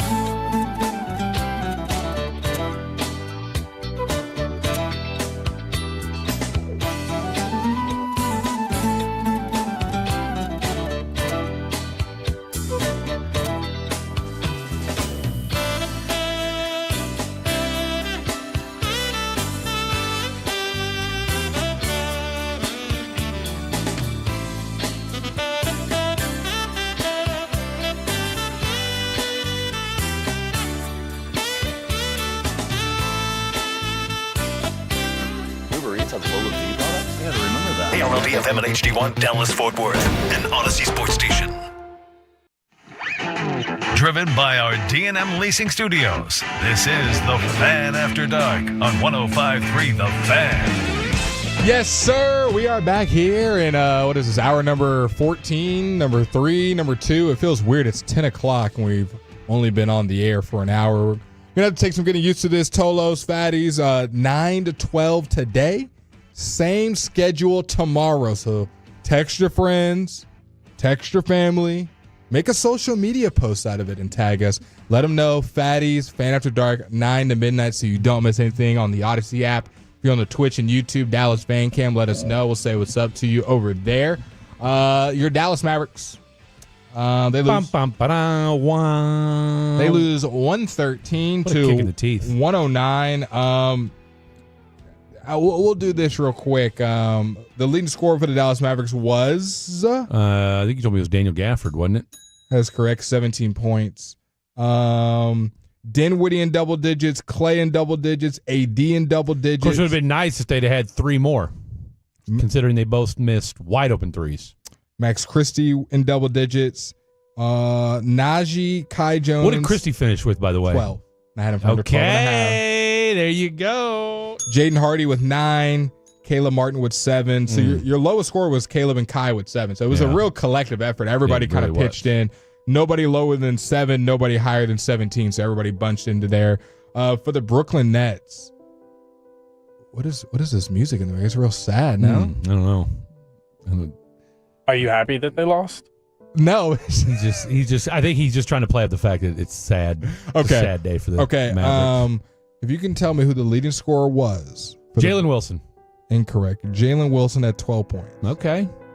It's my guy right there. Denton Geyer, stand up. Any other guess? Cam Johnson. Who? Cam Johnson.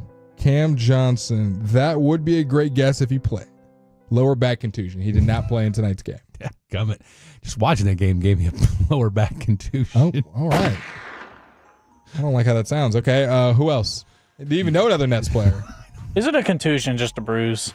I think that's all it is. Why don't they just say bruise? This contusion sounds more serious. D'Angelo Russell had 11 assists, but he was not your leading scorer. He had 18. Let's see. He's the one that's got the really cool tattoo, right? The now and the clock. Yes, he does. Yeah, I like that. Is that how you know D'Angelo Russell? Yeah, that's his tattoo? Yeah, pretty much. Not his NBA status? Okay. I just remember him from, didn't he dime out Nick Young? Dude, y'all are both like 9 years late on anything D'Angelo Russell. Like, didn't he dime out Nick Young and get a tattoo? He's had a pretty forgettable NBA career. That's why. Yeah, he's still been on some good teams, though. I didn't say he was an all-star, but again, it's Keon Johnson was who we were looking for, who had 24. Keon Johnson. That was right on the tip of your tongue right there. Yeah, how can I forget? Unless it's Keon Dooling, I ain't got time for it. Drew Timme, 9 points. Timmy! I tell you what, a lot of DFW love tonight, huh? Yep. Hey. Who's the other player? Jalen Wilson. Okay, yeah. I mean, they're just both on the Nets. So Shout out, there you go. The Nets play anybody. I mean, Drew Timme was at Walgreens last week, and they just called him up to Putting play. up 40 in the G League on Bronny. And now he's playing against AD. Now he's playing minutes. In the last segment, we talked about the Cowboys and how Steven said that they still got some more to go. They want to add some players, and I gave you guys the numbers. I'll reiterate it. They have 74 players on their roster right now. You could have 90 going into camp. They have 10 draft picks, so let's up that number to 84. That means there are 6 open roster spots. Now, obviously, they could cut somebody and make it 7, 8.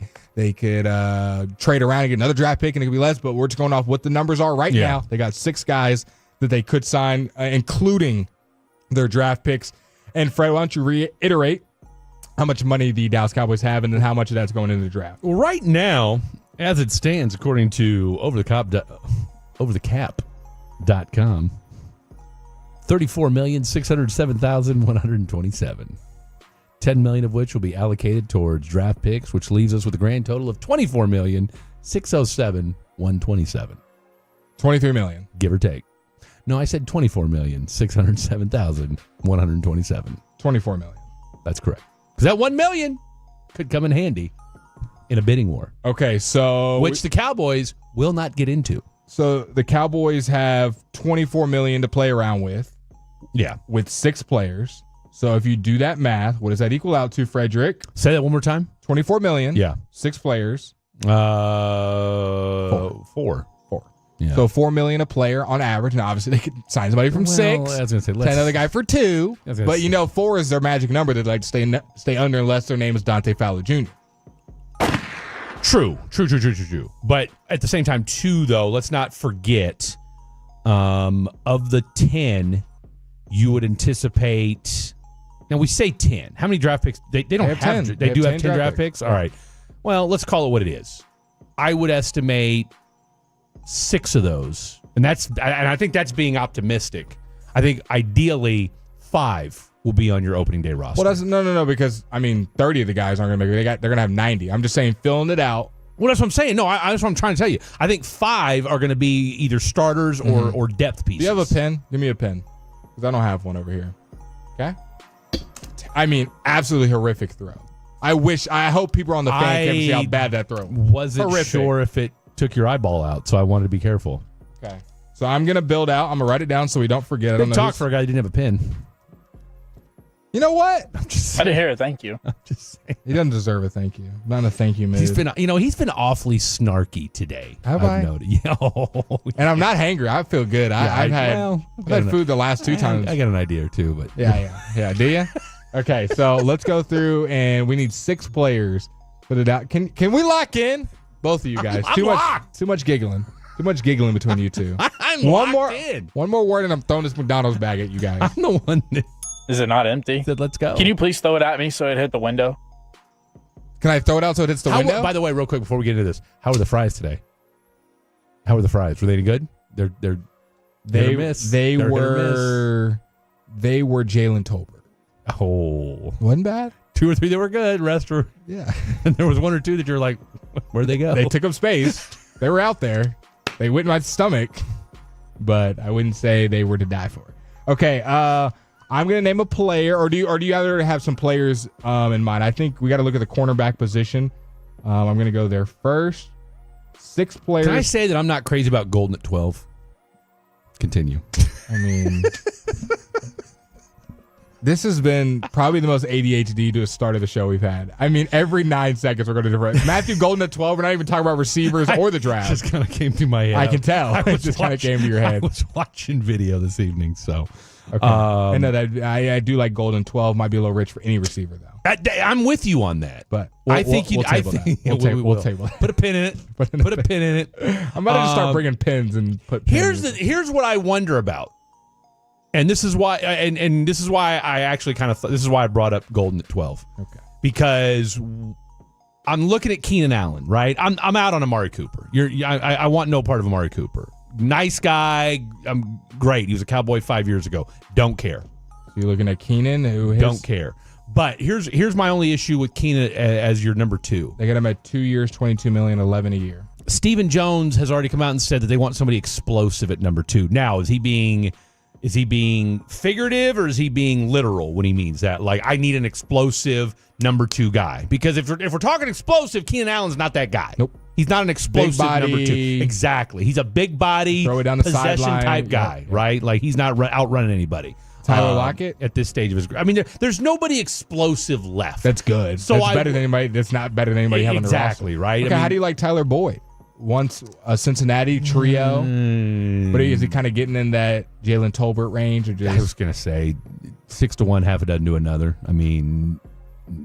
Don't we have enough Tyler Boyds on this roster already? If we're being honest. I would agree. So I wonder. So do you? Okay. So there's no good receivers out there. If you don't want Cooper, I think if I'm gonna disagree with you. I think if I'm going to sign someone, it's gonna be Amari Cooper. 30 years old. I'm not signing Keenan at 33, who's not explosive and just a possession receiver. Why though?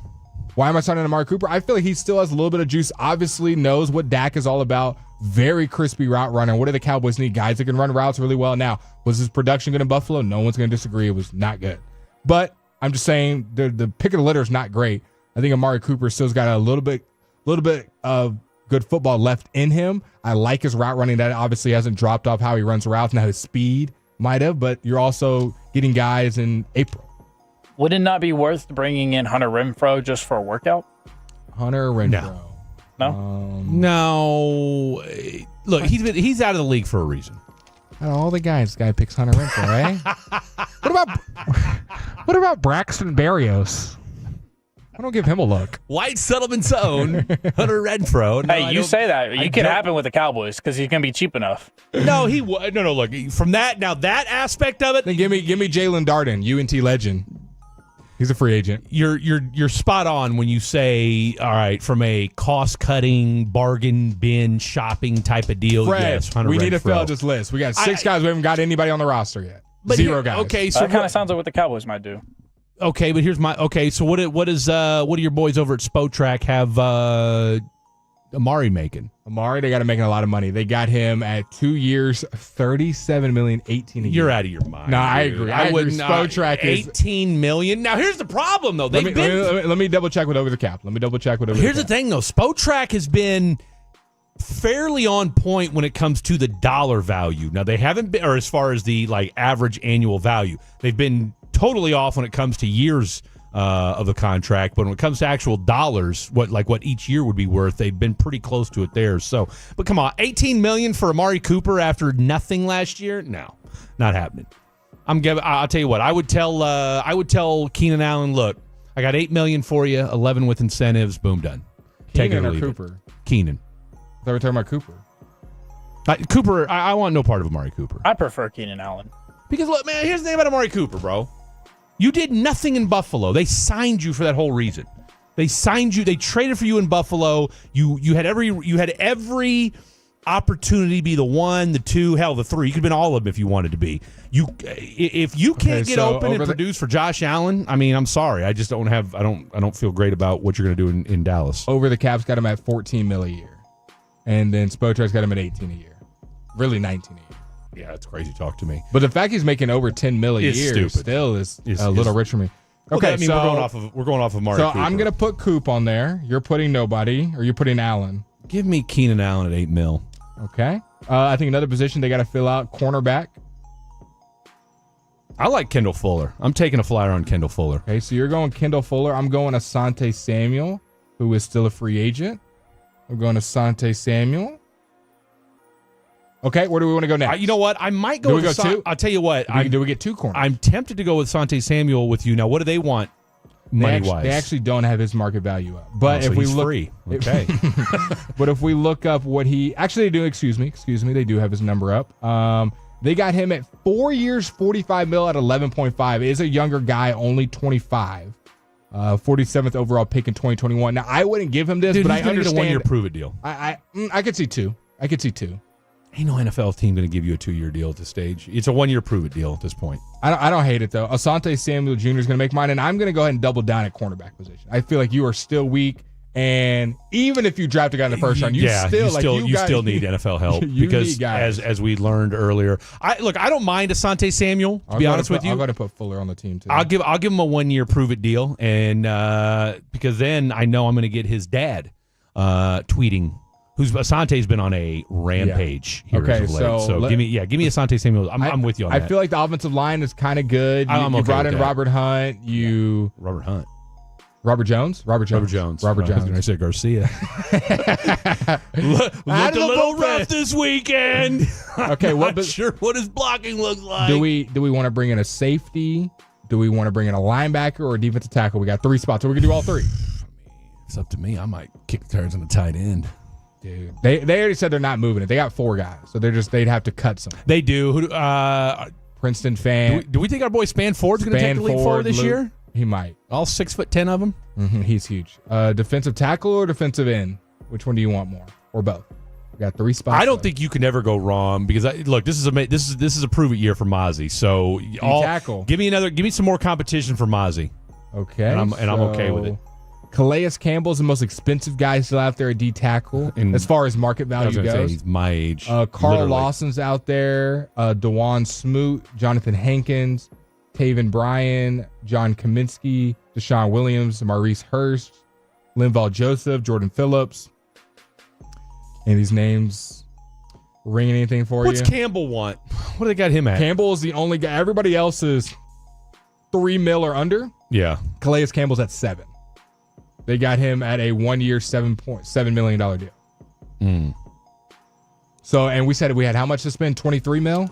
You're at 20. You got 24 million, but if you go, if we're really going off what Spotrack's saying, we can we're only damn near broke. Yeah. If we really give Asante Cooper 19 a year, I'm getting a couple guys from North Texas right now to fill out the roster. A couple bouncers down in Deep Ella, maybe. I mean, that's the rate we're headed. Okay, so right let's now. let's go Dewan Smoot. I like him because I actually know his name. I actually know Either that or bring back Linval Joseph. I'm going Smoot. Okay. Got another D tackle on the team. Like we said, the Cowboys do have 5 or 6 open spots right now. It's currently constructed, so me and Fred are filling out those 6 spots. Okay, I think safety and linebacker. That's where I'm thinking. I think you still. How much money do we have left? I'm not going out the money because we'd be broke. We'd be broke. They're gonna have to figure out the money. I'm telling you, the players. Couple of you guys have to restructure. All right, I'm just saying I got to free about $5 million. Is all I'm telling you. I got to go outside linebacker. You have no speed at linebacker. Think about it. No, because Overshone's going to be out. You got your fastest guy is Leafau. Yeah, that is problematic. But I mean, it's not like there's any Blazers on this list. Von Miller, Matt Judon, Preston Smith, Zadarius Smith, Kaiser White. I guess I'm going Kaiser White. Let's do it. Honestly, I'd probably go bring back Carl Lawson. We're going to bring back Carl Lawson? Bring back Carl. You know what you're getting with him. He was a good soldier for you last year. He knows how we like to do things. There's going to be no surprises. What about Shaq Thompson? No, give me Carl. No, you can still. We have 6 spots. Oh, okay. We don't have to kick anybody off. We don't have to kick anybody off. All right. I mean, if you like him, go for it. Shaq Thompson or Kaiser White? Be the tiebreaker. As our speedster. Think about it. We don't need another old head just in there to be there. We need a little bit of speed. Who? Shaq who? Shaq Thompson. Or Kaiser White. I'm probably going Kaiser White. I mean, if you want to go Kaiser, go Kaiser. We got my guy Carl Lawson, Kendall Fuller, and okay. Is there anybody else? I'm gonna go to all positions. And is there anybody else that we didn't mention that you want on the team? You got guys like Von Miller, Brandon Sheriff, Marcus Williams, Matt Judon, James Bradbury, Shaq Mason, CJ Mosley, Trey Lance. Well, by the way, I mean, that's the other question is, what are we doing about, because we've got no backup quarterback. We got Will Greer, and we're going to draft a guy on day 3.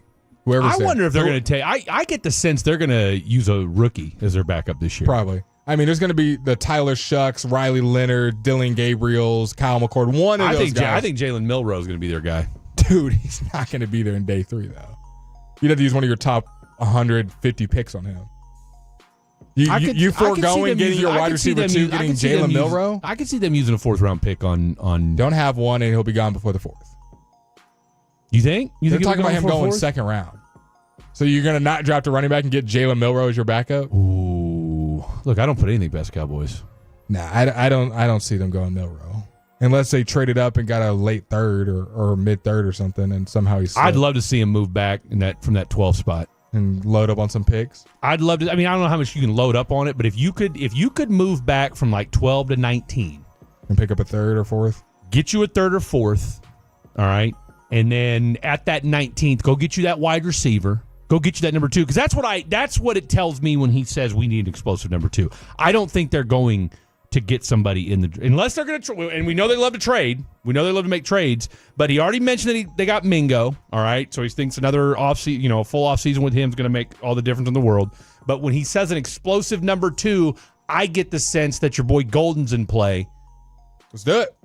Or they're going to get somebody in the 2nd round. Who knows? We'll find out here in less than a month as we get that much closer to the NFL draft. All right, coming up next, the Torpedo Bat was all the rage this weekend, but really is it that big of a deal? And might the hottest team in hockey be right here in the DFW? We'll discuss that and more next. Don't go anywhere. This is The Fan After Dark. More and more of you are turning us on and leaving us on. Hashtag. You have to forget something else. Okay, now that is a very cute haircut. That's like a little shag. I've never seen it before. Well, me, of course, yeah. It's the Rachel. Oh, is that your name? No, I mean like your name. No, I'm Jen. My name's Jen. Right, but I just mean like this is your haircut. But that's hair on your head. I'm not saying this is your hair. Okay, freak.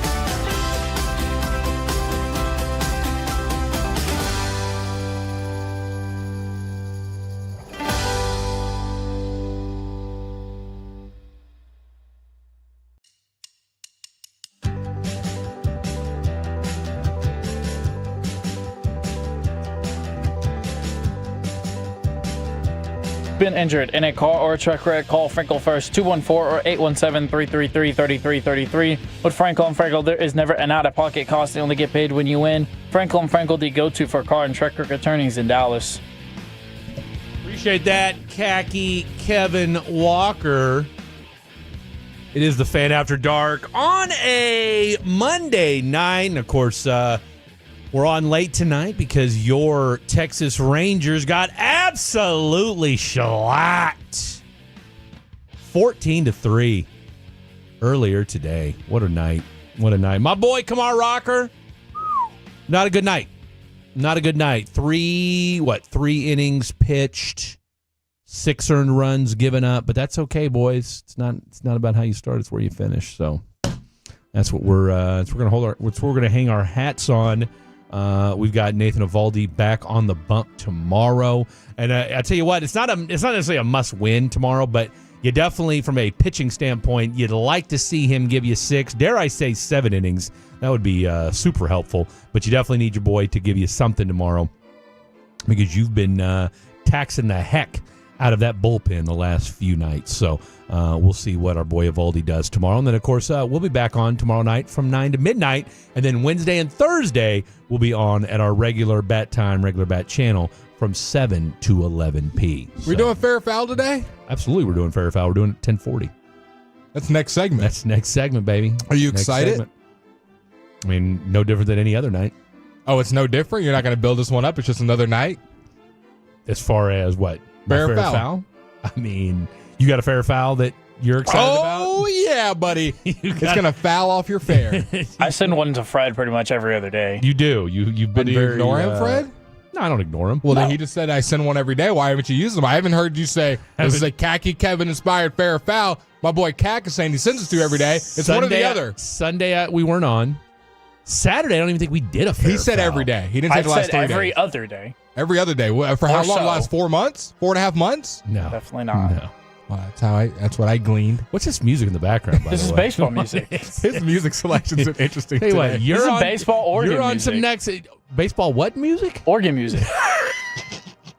No, I did not say Oregon. I said organ music. No, that wasn't That's the word. not what we- that That's was not the word Oh. I thought you said. So, What a character.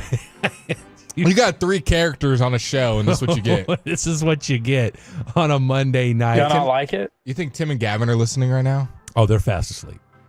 They're fast asleep. Now, I could see Tim's definitely asleep. I think Gavin, I can still see being awake. Gavin's awake. He's got the old school radio right next to his ear. Transistor. Stars are still playing, so Gavin's awake. He's locked. Yeah, they're he's locked. He is locked. He's got the Ranger. He's got the Stars on one. He's got us in the background. On the Hopefully radio. on the radio, on the transistor radio. So That sits on his bed. Gavin, if you're listening, 877-881-1053. Let us know what you're doing. All right. Speaking of the Stars, who better than Khaki Kev to give us a Dallas Stars update? Yeah, so the Stars have been doing really good. Hate to sound like a broken record, but we've already Sound like clinched. one. Yeah, we already clinched a playoff spot, so you love that if you're a Stars fan. You're Love it. absolutely Love it. demolishing the Seattle Kraken, as you should, though. To be honest, they're not very good. Trash team. They're Trash winning. organization. They're winning. They just started. I mean. I don't care. Okay. Stars are winning right now 2-1. 8 minutes to go in the second period. I'm not going to do a Jacob Ray.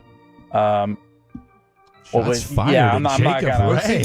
Whoa, where did that come from? I'm not jinxing it. We're not getting a jinx from me. Is there new guy Jake Khaki Kev beef? Yeah, that he we said, didn't I'm not know going to about? do what old boy did.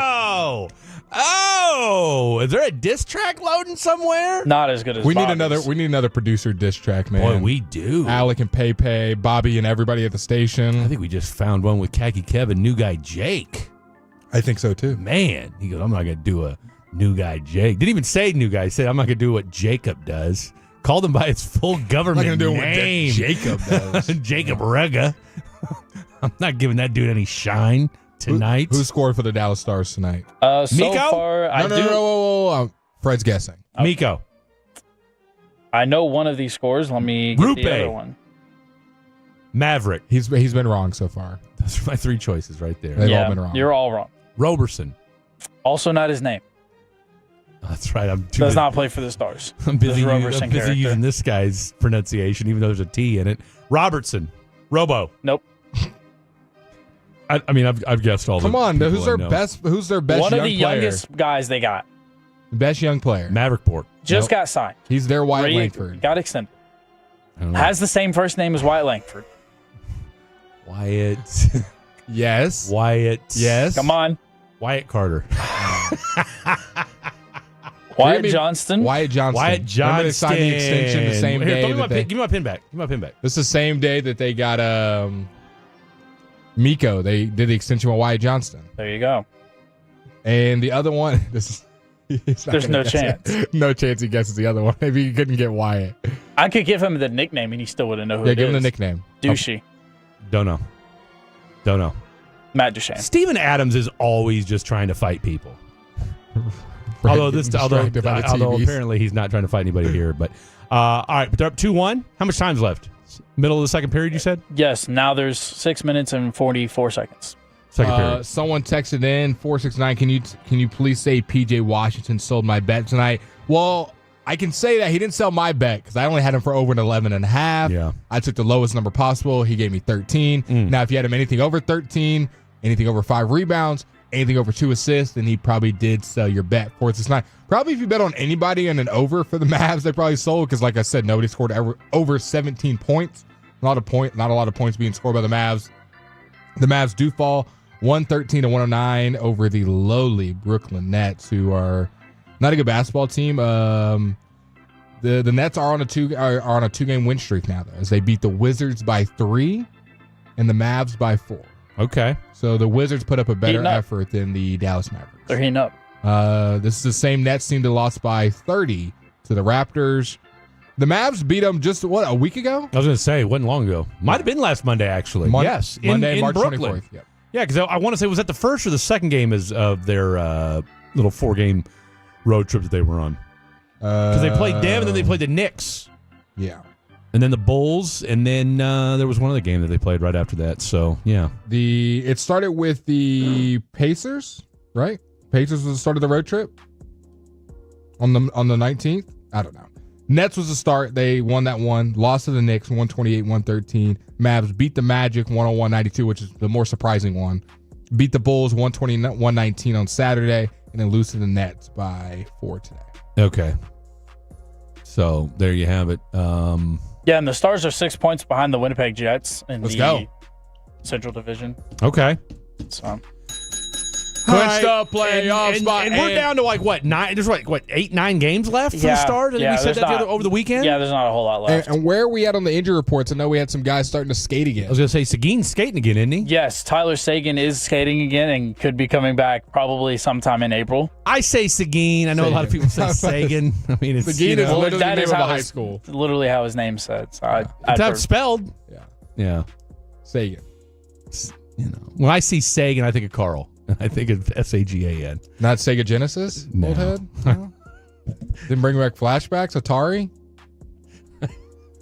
What do you know about Sega? So we don't got a lot of time left. So I was going to, can we open the discussion on these torpedo bats? We certainly can. So what are y'all's initial thoughts? Much ado about when nothing. Me and Fred first learned about them, we had no knowledge on them other than the Yankees were bombing home runs, and now we get the MLB putting an official tweet out about where it is, closer to the bat or closer towards the barrel, and it's a more concentrated wood. So sounds like a lot of science that goes into it, and it looks like a bunch of teams are using it. It's not like the Yankees are the only ones doing this. Ellie De La Cruz used it tonight. Said it feels good. Yeah. He had 2 homers with it, so I would think so. I'm guessing this is just going to be kind of this bat's available, and that to some players they'll play well with it, and some players they'll still be good. Rafael Devers definitely needs one. So here's the Devers or Devers? It's Devers. Okay. Yeah. So it's, from what I understand, it's specifically designed to the player, so not all one bat is the same. So it's kind of, instead of a player adjusting to a bat, it's the bat adjusting to the player instead. So with some guys, they hit better contact. Their sweet spots are in different areas on the bat. So they're kind of designed for that player based on where their sweet spot is. Now, to provide a little bit of context behind it, the creator of this, or I guess I would say the genius behind this, his name is Aaron Lienhart. I want to say it's Lienhart because that's how it looks. Matt Leinart. He earned a PhD from an MIT and worked at NASA funding a research team. And he was a physics professor at Michigan for 7 years. Left academics at 40 years old to pursue baseball. And he was at a community college, went to the minors for the Yankees. And then the Yankees promoted him to the major league club to try to kind of put layman's terms as far as analytics to baseball players. And so he's kind of been the mastermind behind this. The brands that are currently doing this is Victus and Marucci. Like I said, De La Cruz, he started with it tonight. A lot of the Yankees have, Aaron Judge has not. So there's a lot of guys that are kind of getting into it, and I've already seen teams have started placing orders for them. So I'd imagine that that's going to continue. Now, given that, what is y'all's opinion on it, good or bad for baseball? I don't think there's much to do about nothing. Really? I mean, do we really think that other baseball, this is the first time this bat's ever, a baseball bat like this has ever been tried out? I don't know. I don't have enough knowledge. Actually, no. These were created, these had technically started, I want to say back in like 2011 strikes the number for me, but this is not the first time we've seen them in the MLB, but I think it's the first time we've caught a wave of them. Okay, Volpe, who's one of the guys for the Yankees who uses one of these bats. Yep. Okay. You know what he's batting so far this season? Hit me. Through 3 games? Hit me. 14 plate appearances? 167. Yeah. It's not going to work for everybody. What about Aaron Judge? Is he using one He's or no? not using one. I mean, he's just him. He's just he said he freak did. of nature. Jazz Chisholm? I think he's using Jazz Chisholm's one of the guys that uses one. Let's see what, let's take a quick gander. Paul Goldschmidt, Cody Bellinger, Austin Wells, Volpe, and Chisholm, yes. Let's see what our boy, old Jazzy Jazz Jr. is doing so far in 2025. So far, he is batting. See this? Here we go. Here come the lights. Tell. Here come the lights. Here come the lights. Fred is like it's a big play in the fourth quarter. The lights are in his eyes. The lights do get big. A little bit bright. Why do they get so big? Now, okay, Jazz, who by the way is a better hitter overall than I think Volpe is. Well, Volpe's a younger guy too, so yes, probably adjusting. 12 at bats, 3 home runs, batting .417. It's pretty good. I think it's working. Again, we're 4 games in, 5 games in. Then we got to give Volpe the same.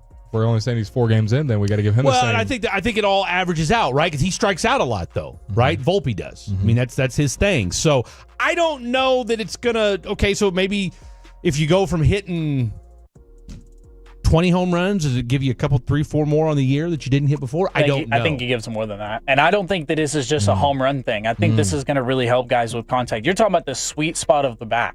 But you still got to hit. See, of that's course. That's the thing. Of course. You know what this reminds me of? This bat thing? And we'll see. We'll find out what happens. That's hilarious. I mean, you can. I can just hear the old school coming out of him as he's like, hey, you still got to hit the ball. I don't care what his new technology. I mean, he's got a point. You still got to hit it. If you're a dad and you go buy this, I don't know how much it is. Say it's a $700 bat and you go buy it for your kid. He sucks. He's still going to suck. No. Yeah, this is not something that's going to make somebody who's not good at baseball all of a sudden be good. But it reminds me of the steroid conversation from back in the day. A guy who's already good is just going to make them better, but it's not going to make someone who's not good all of a sudden good. No, that's what I'm saying. Like, I feel like, I mean, the thing we forget about with Barry Bonds, like Barry Bonds was that dude before he took steroids. Like Adolis Garcia would probably benefit from his bat. He already hits the ball really hard and makes contact, and now every time, instead of those ones that could have used it last year, the warning track shots are now home runs. I think we need to wait and see. I think we need to wait and see because create a storyline. By the way, first week. The Brewers are terrible. Yeah, Christian Yelich even said so. He said, "I don't think that the bat played any part." I mean, the Royals scored 11 runs today against the Brewers. Like, the Brewers might be the White Sox of the National League, okay? That's how bad they are. I'm going to have to do a White Sox update and see how much better they're doing this year because I don't think they're 0-4, but we will double check. No, they didn't they beat the Orioles or whoever it was opening day? Well, they played the Blue Jays. That was the Angels. Yeah. That was the Angels. But I feel like they won opening day. They might have. We'll give you an update on that and Fred's fair foul that he said he is uber excited to bring to you guys next on Fan After Dark. Sell your car to America's best car buyer. GiveMeTheVin.com, and you may be...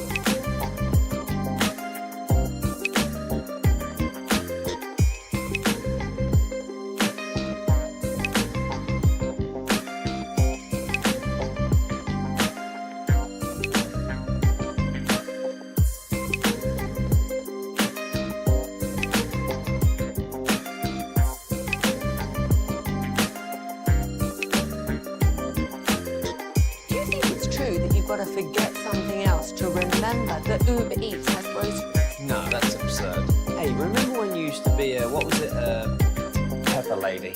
Pepper Lady? Wasn't it Cinnamon Sisters? Basil Babes. Saffron Squad? Nutmeg Maidens? Pre-curb? No. Nutmeg Maidens. I just said that. Was it Spice Girls? Doesn't sound right. Was it Saffron Squad?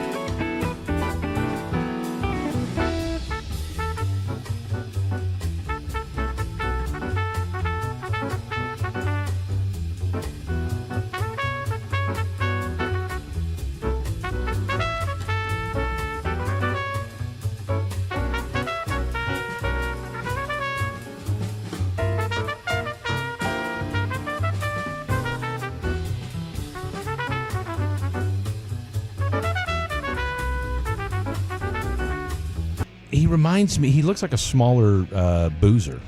Yes, but have you seen his hair? The aerial view. His hair's gone, and he's still trying to do the cornrow look, and he's making all of black culture look bad out there. I'm just being honest. It's not a good look. Fair or foul? Broomy's hair. It's so foul. And if you've never seen it, look up, what is it, Johnny or John Broomy? I think it's pronounced Johnny. Johnny Broomy of Auburn. I'm sure if you guys have been watching the tournament, you've seen, but just look up his hair. It's a bad look for all of us. Interesting. All of us cornrow wearing. I might. You might have to break yours out just to. I think I'm gonna braid the hair this week. We've heard that before. I think I'm gonna do it this week. You said that a month ago.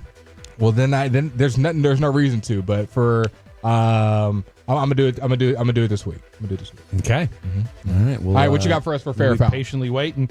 All right. So this is a couple fair fouls, and I think did you say you had one as well? I can find one. Well, you made it sound like you had one. No, So. I made it sound like you had.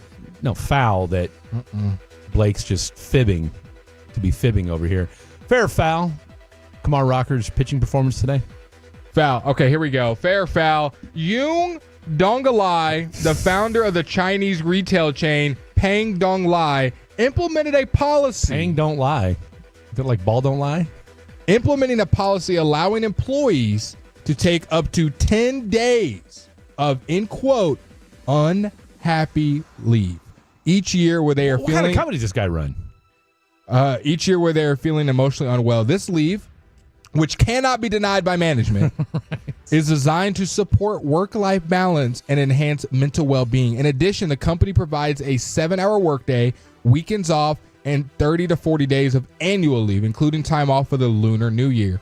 This employee-centric approach has received widespread praise for prioritizing well-being in the workplace. Fair foul, having 10 days off for What do they unhappy do? leave. What's the company?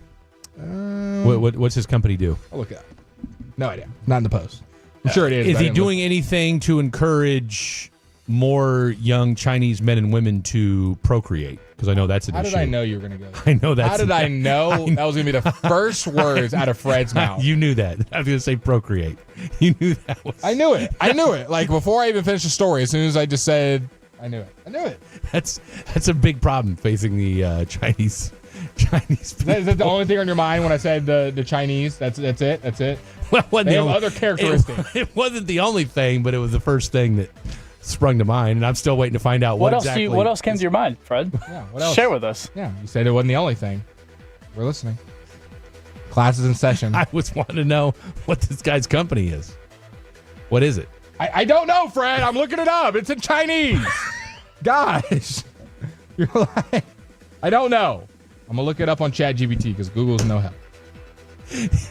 Talk amongst yourself. Where did you stumble across this fair foul, by the way? You two talk amongst yourself about fair foul. A new study reveals the smartest. No, don't go to the next fair foul.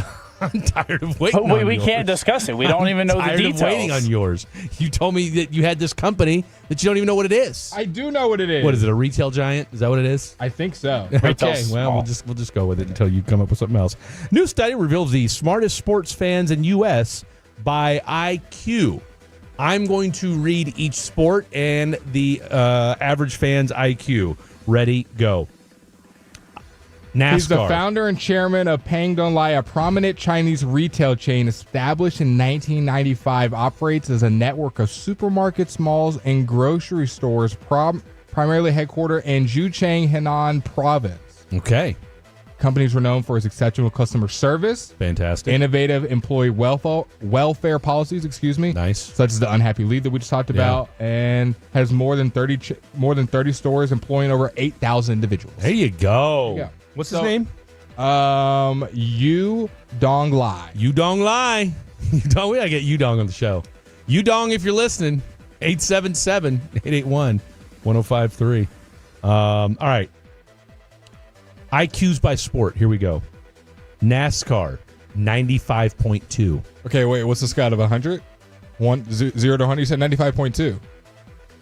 IQ. Okay. I didn't know if we were doing a scale or this. Is this the fans or is these the people driving? It's the fans. I wasn't listening at all. 0%. Let me provide some context. Yeah. An individual adult can score anywhere from 70 to 130, 100 being the theoretical average. Okay. Thank you for that. So they're 96. So NASCAR drivers. No, these are fans. NASCAR fans are not smart. Okay, continue. About average. Below average. He just said 100. You said 96. Continue.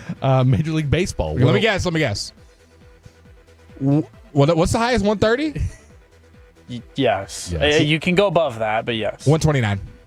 I'm going to say baseball's probably in the 90s. I'm going to say 92. 101.3. 101.3. NFL. Okay, NFL. This is where it breaks the bank. We could go over 130. This is 100 on the dot. Again, these are a lot of people we're talking about. These are fans. Yeah. I don't mess with my process. I know what I'm doing. What's the lowest you can go? 70? Yes, anywhere from 70 to 130. Well, You anything- can be lower than 70, Blake. Give me 72. Anything lower than 70, we might have a problem. I'm going to say 100. We have a couple problems. What'd you say? 100 on the dot. 100 on the dot. You said 72. Okay. So, I mean, they'd have a hard time just getting out of bed. if That was the case. 105.9 is the number we were looking for. Almost 105.3. Almost 105.3. So you're telling me NFL fans are smarter than Major League Baseball fans? That's correct. Wow. That's correct. It'd be funny if they told you a different way. What's Continue. the IQ cross-reference? NBA? NBA. Okay, now we're getting to the highest realm. Now we're getting somewhere around the 145 mark, 146 mark. I'll be humble. We'll go 127. I'm going to say 110. Show him what he's won. 110.7. So you're saying that's the highest on the list so far? 110.7. We've listed 3 of the major sports. Well, and do you want me to keep reading? NBA's or- the highest. I just said we're just so far. So far. I don't really care about the rest of the numbers. NHL. Enough. Pause. NHL. I've heard enough. NHL. Dude, you don't tell me that these are going in ascending order, right? I haven't said anything. I'm just reading off the sport, Okay. and I'm asking you guys to give me your. Well, if your this one's guess like or no. 195. If this one's 111, we're going to see where he's going with this. It's just ascending order. If this is all in ascending order, I would be upset. 95. NHL, let's go 64. Holy smokes. 112.3. Dude, I think they're going to the ascending order. I think we caught him. I think you caught him, Kev. Next one, 114. And then last but certainly not least, cricket. WWE. Can you have a 3? Can you have a 3 what? Score. Like 300 or just 3 like 3? That's your score is 3. I mean, I'm sure you could. How tall is Alec? 5'6"? Give or take. So 56. There you go. There's my number. Yours is 56. What's yours? 114, because I'm assuming this is in ascending order. 112.6. 112. There's no way. 0.6. There's no way. This is again. They I'm got just WWE fans the smartest fans of the major sports. That doesn't even make sense. Like let's WWE. It all is made the sense smartest. during the NBA, though, didn't it, Blake? I had no. See, the NBA makes total sense. Yeah. But for WWE, and I hate to be the guy that's going to rip the Band-Aid off. I don't think you do. But I think we all can infer, that we know it's not real. Yeah. And so you would think that Maybe they have a better imagination than us. Now, I do like that. I do like that thought process. They have a good imagination. They do, and let's call it what it is. Great imagination. All right. They're recreating the whole fight in their head. I mean, we've been watching soap operas for what? 100 years? Well, And so those aren't real. would you rate those? I know that people always say that. Would you rate those people as high IQ though that watch soap operas all day? No, I'm just saying the fact that we like things that aren't real. No, I agree. I'm not disagreeing with that part. I understand why people like WWE, but I don't know how. Obviously, somehow it correlates to IQ. Doesn't make sense to me. But who am I talking? I'm just maybe high IQ people just like to just data dump. I'm just a guy on the radio at 10:53. I was gonna say, I mean, look, I'm not here to besmirch or begrudge anybody for whatever sport they watch and however smart they may or may not be. Can I sneak a fair foul in? Sneak one in. We got 3 minutes. All right. Fanatics. I know you've done more and less.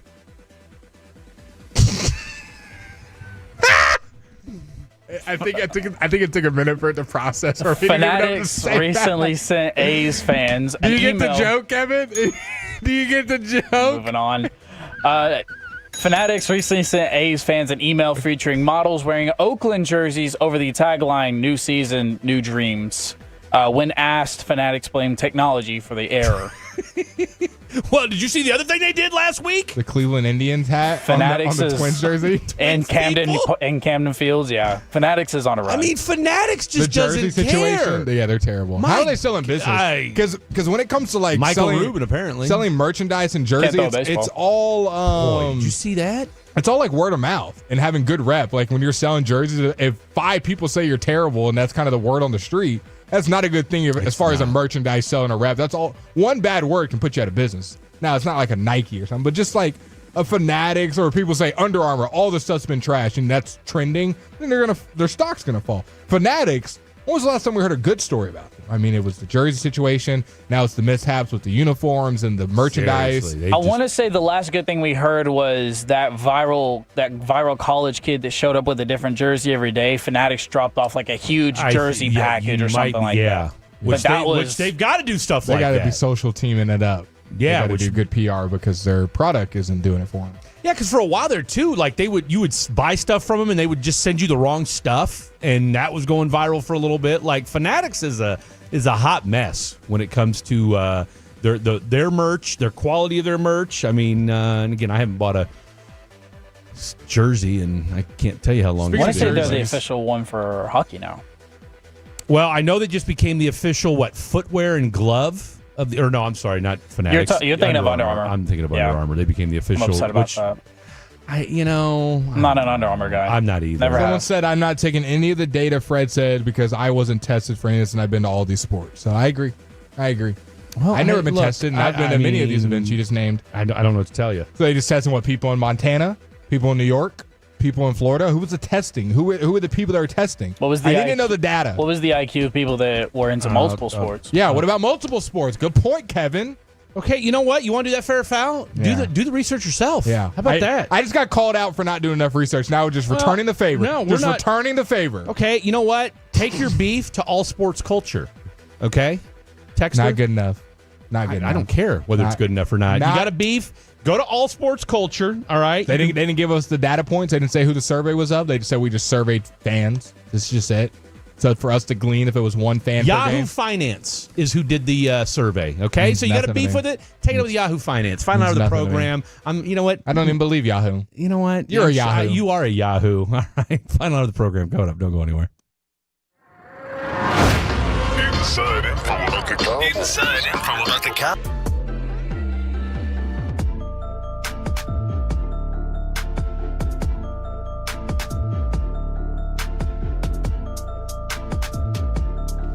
Uber Eats has Lola V products? I gotta remember that. Well, you know, they say in order to remember something, you have to forget something else. Okay, now that is a very cute haircut. That's like a little shag. I've never seen it before. Well, I mean, of course you have. It's the Rachel. Oh, is that your name? No, I mean like your name. No, I'm Jen. My name's Jen. Right, but I just mean like this is your haircut. But that's hair on your head. I'm not saying this is your hair. Okay, freaking me out.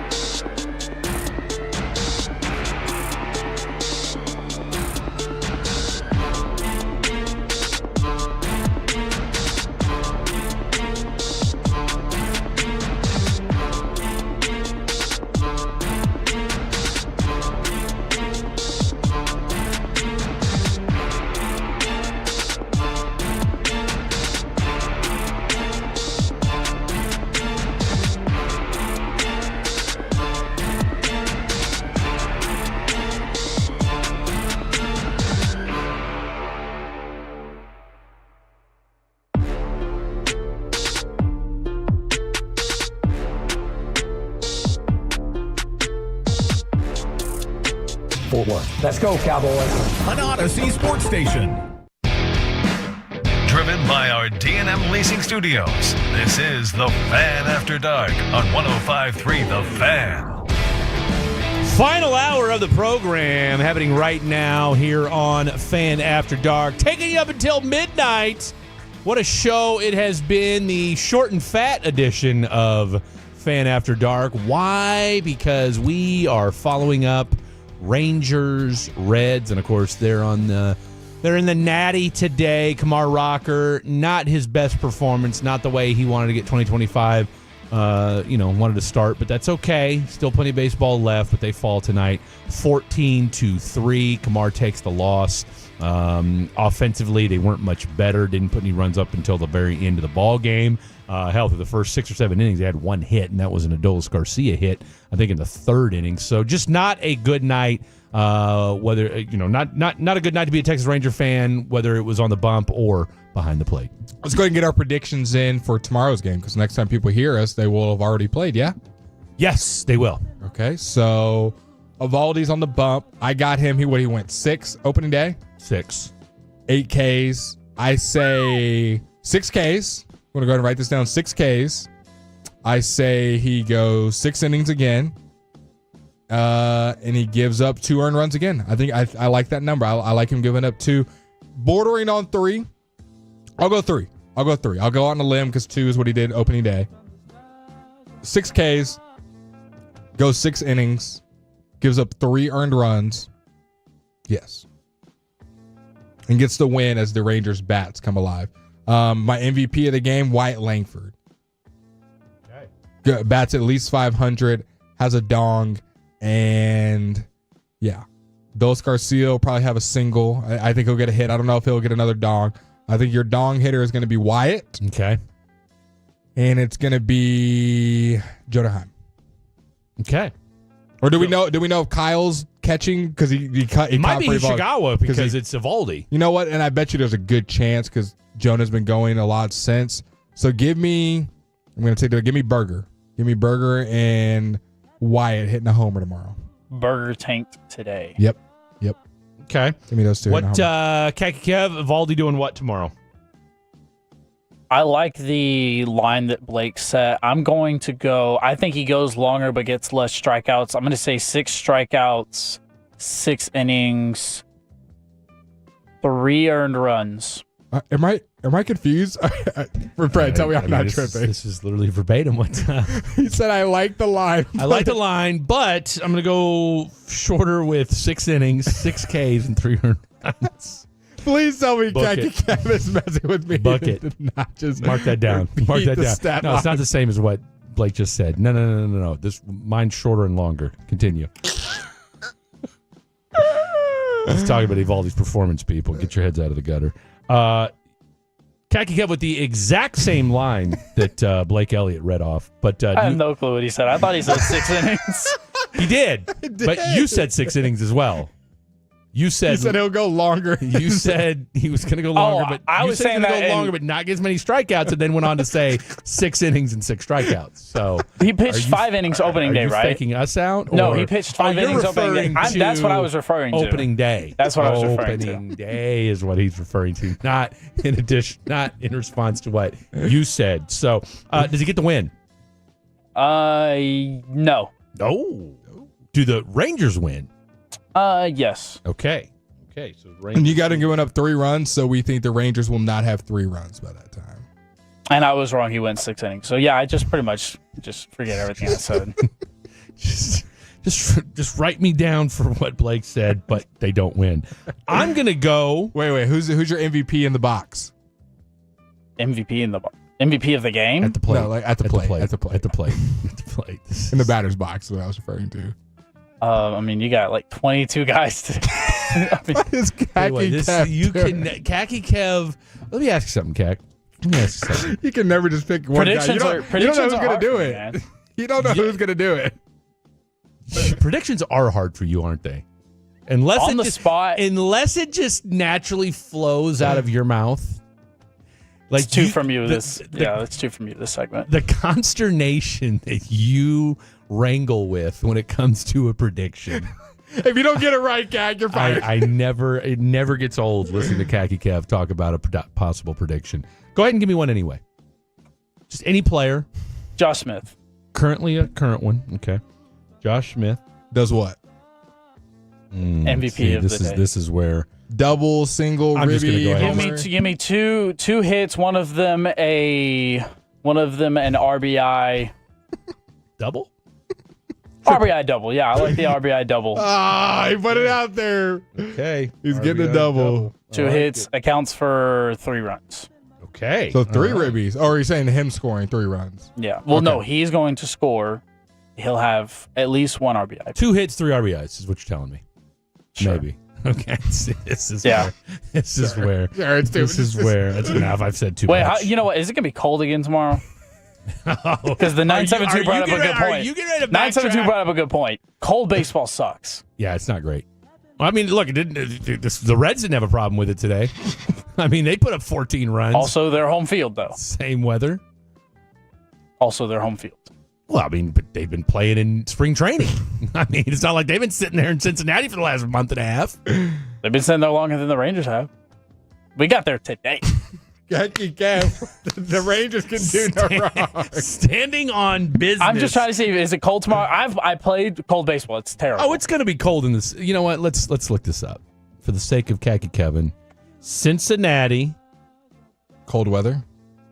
Cincinnati Tuesday forecast. Because if it's a certain temperature, then Rangers might go hitless. 55. All right, so 55. But you figure shouldn't be any wind. Yeah. All right, 55 degrees. You figure by game time, probably be in the low 40s, low to mid 40s. Well, sun goes down. Going into this game, I would be like, oh, cold weather, probably low scoring game. I was wrong. So, unless we get some torpedo bats, I don't know how many runs we're scoring. Are the Rangers scoring tomorrow, Kevin?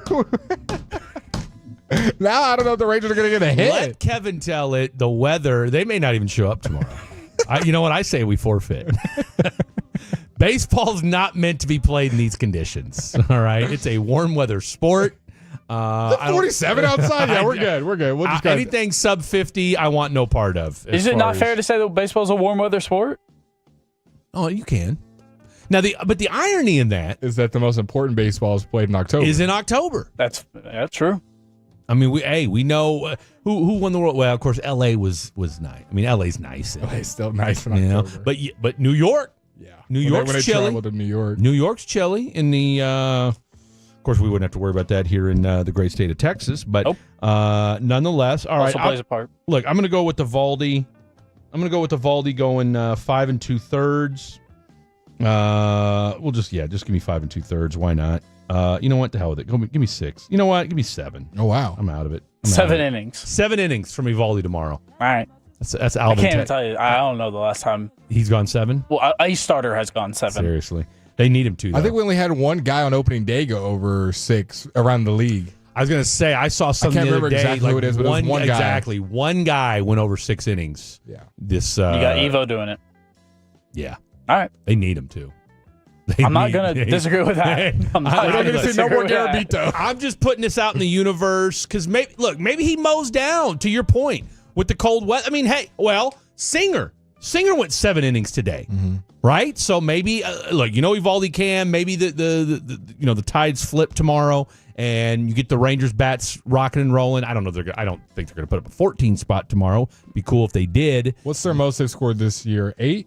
They scored 8? No, I think it was 4 or 5, isn't it? Yeah, we haven't scored a lot. Yeah, that was like 5-3 the second game, wasn't it? Keep talking. I'm gonna look up. It hasn't been. I mean, it hasn't been anything crazy. That's what I'm saying. Like this offense that we keep hearing about how they're poised to explode. We squeaked the wins out of Boston.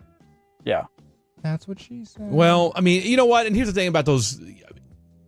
Your pitching held you down, right? Your pitching held you down. You got, like I said, we got 3 great performances over the course of the weekend. Malley was really the only one that wasn't worth the dadgum. And really the Evaldi one, I mean, if Young doesn't boot that grounder on third, who knows how that... And, we kind of screwed that one. Bochy pointed out, he said, really the worst pitch they've had. I mean, that's been the worst pitch that the bullpen's given up. Now, obviously, Garabito went out there and, spit the bit today. But Where do you think the Rangers? Or finish your prediction. I'll move on. I want to see what Duran does tomorrow. That's what I'm interested in. Give me Evo going 7 innings, 4 hits, 7 Ks. Okay. 1 earned run. Gets the dub. Gets the dub.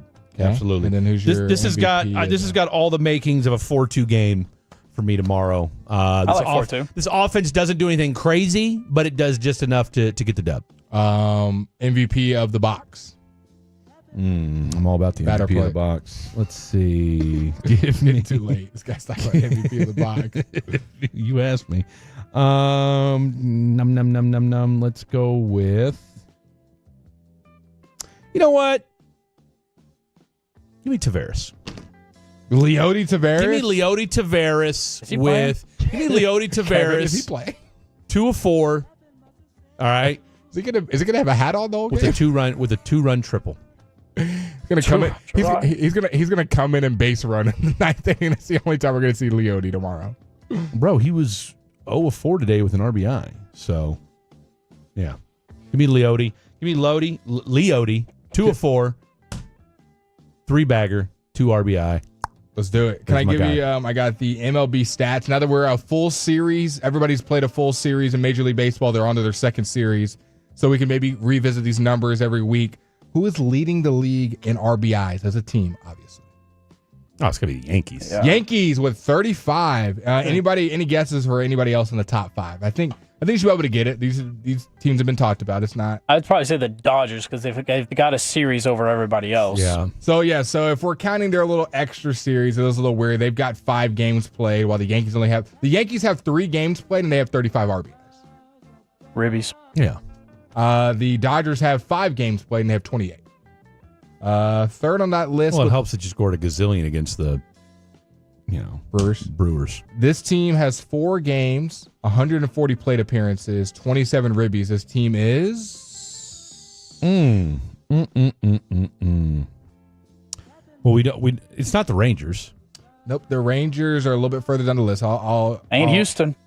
It is not Houston. They're even further than the Rangers. Is this an American League or National League team? This is a National League team and close proximity to the Texas Rangers. Arizona Diamondbacks, 3rd in the league in ribbies with 27. The Cubs are 4th. They've played 6 games.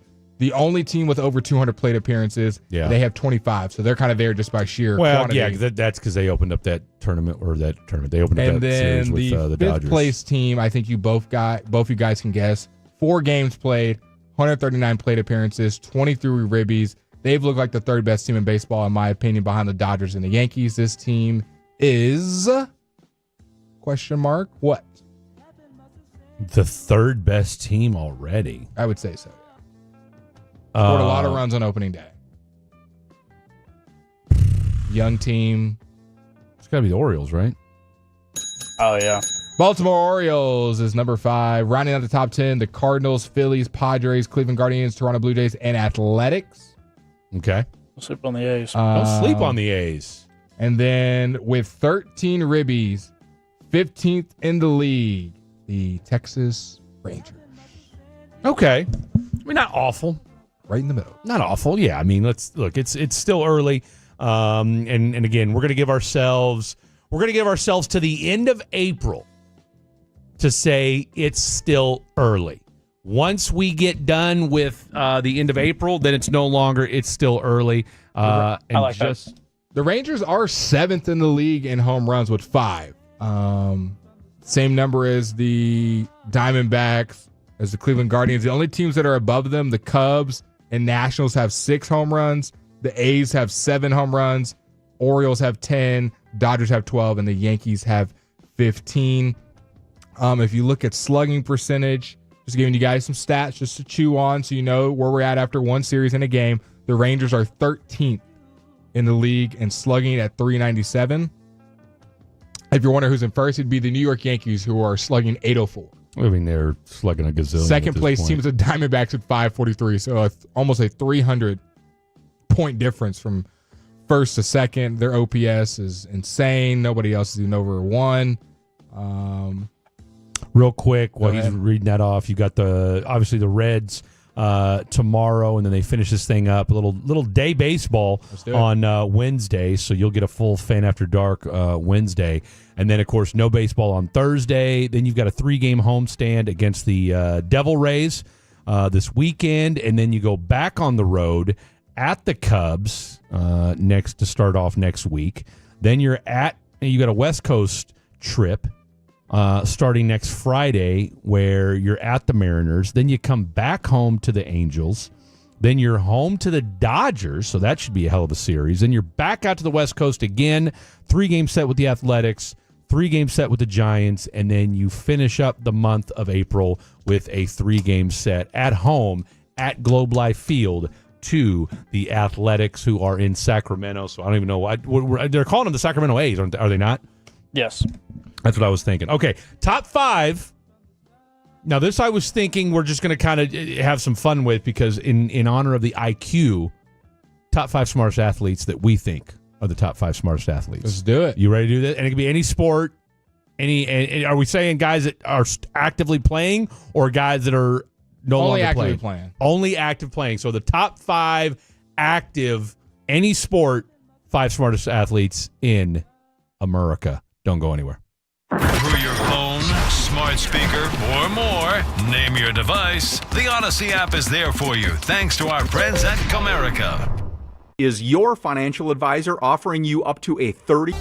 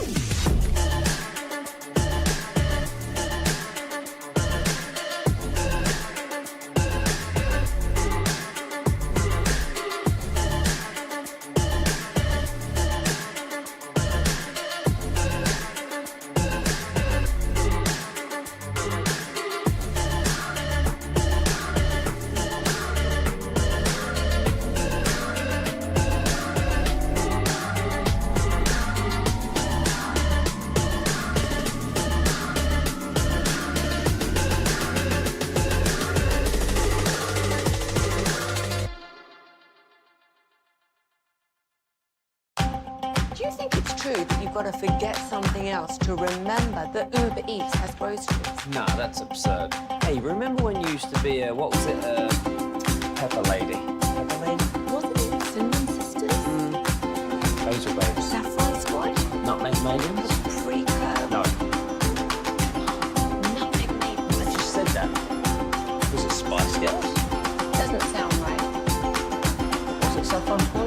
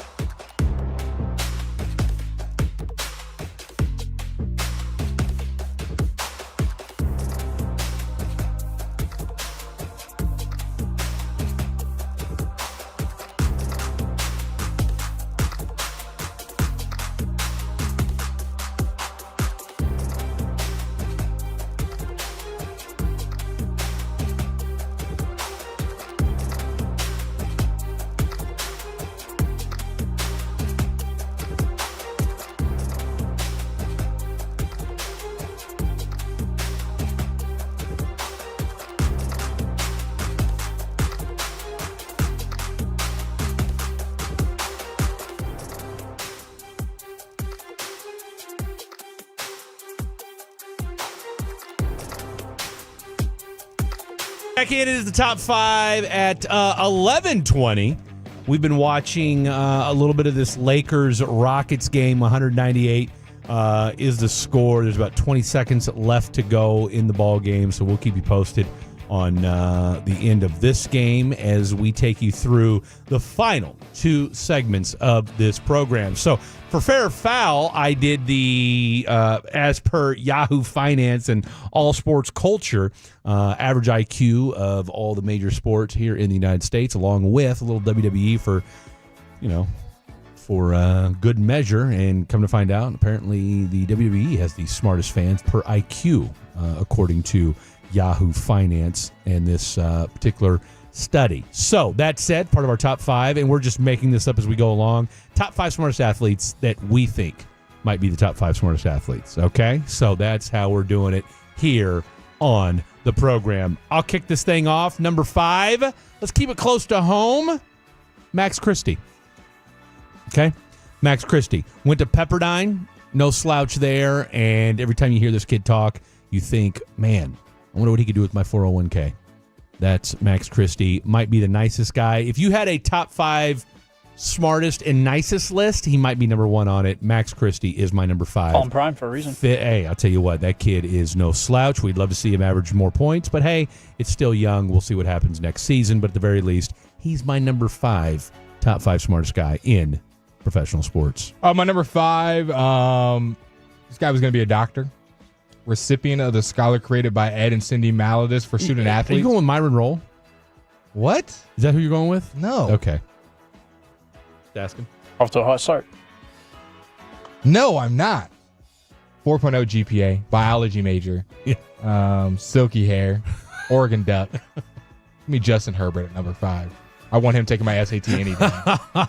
He's probably the ACT. He's probably gonna be a doctor. That's what he put on here, that he was planning to be a doctor before he fell in love with football. I thought he had like the letter where he like literally wanted to play for the Chargers when he was like 10. Well, I'm sure like he wanted to play for the Chargers, but on here it says Herbert, whose end game is to become a doctor, is a recipient of the scholarship created by Ed and Cindy Maladis for student athletes, University of Oregon Giving in 2020. Is this Google AI? This is just University of Oregon. All right. You guys don't believe me that Justin Herbert is a biology major? I totally believe you. Okay. I believe you. Totally believe you. Don't mince me right here. My next one. And when I give my number 5 for Cax gonna be pissed that he didn't put him on the list. You just said your number 5, no? I mean my number 4. Excuse me. Okay.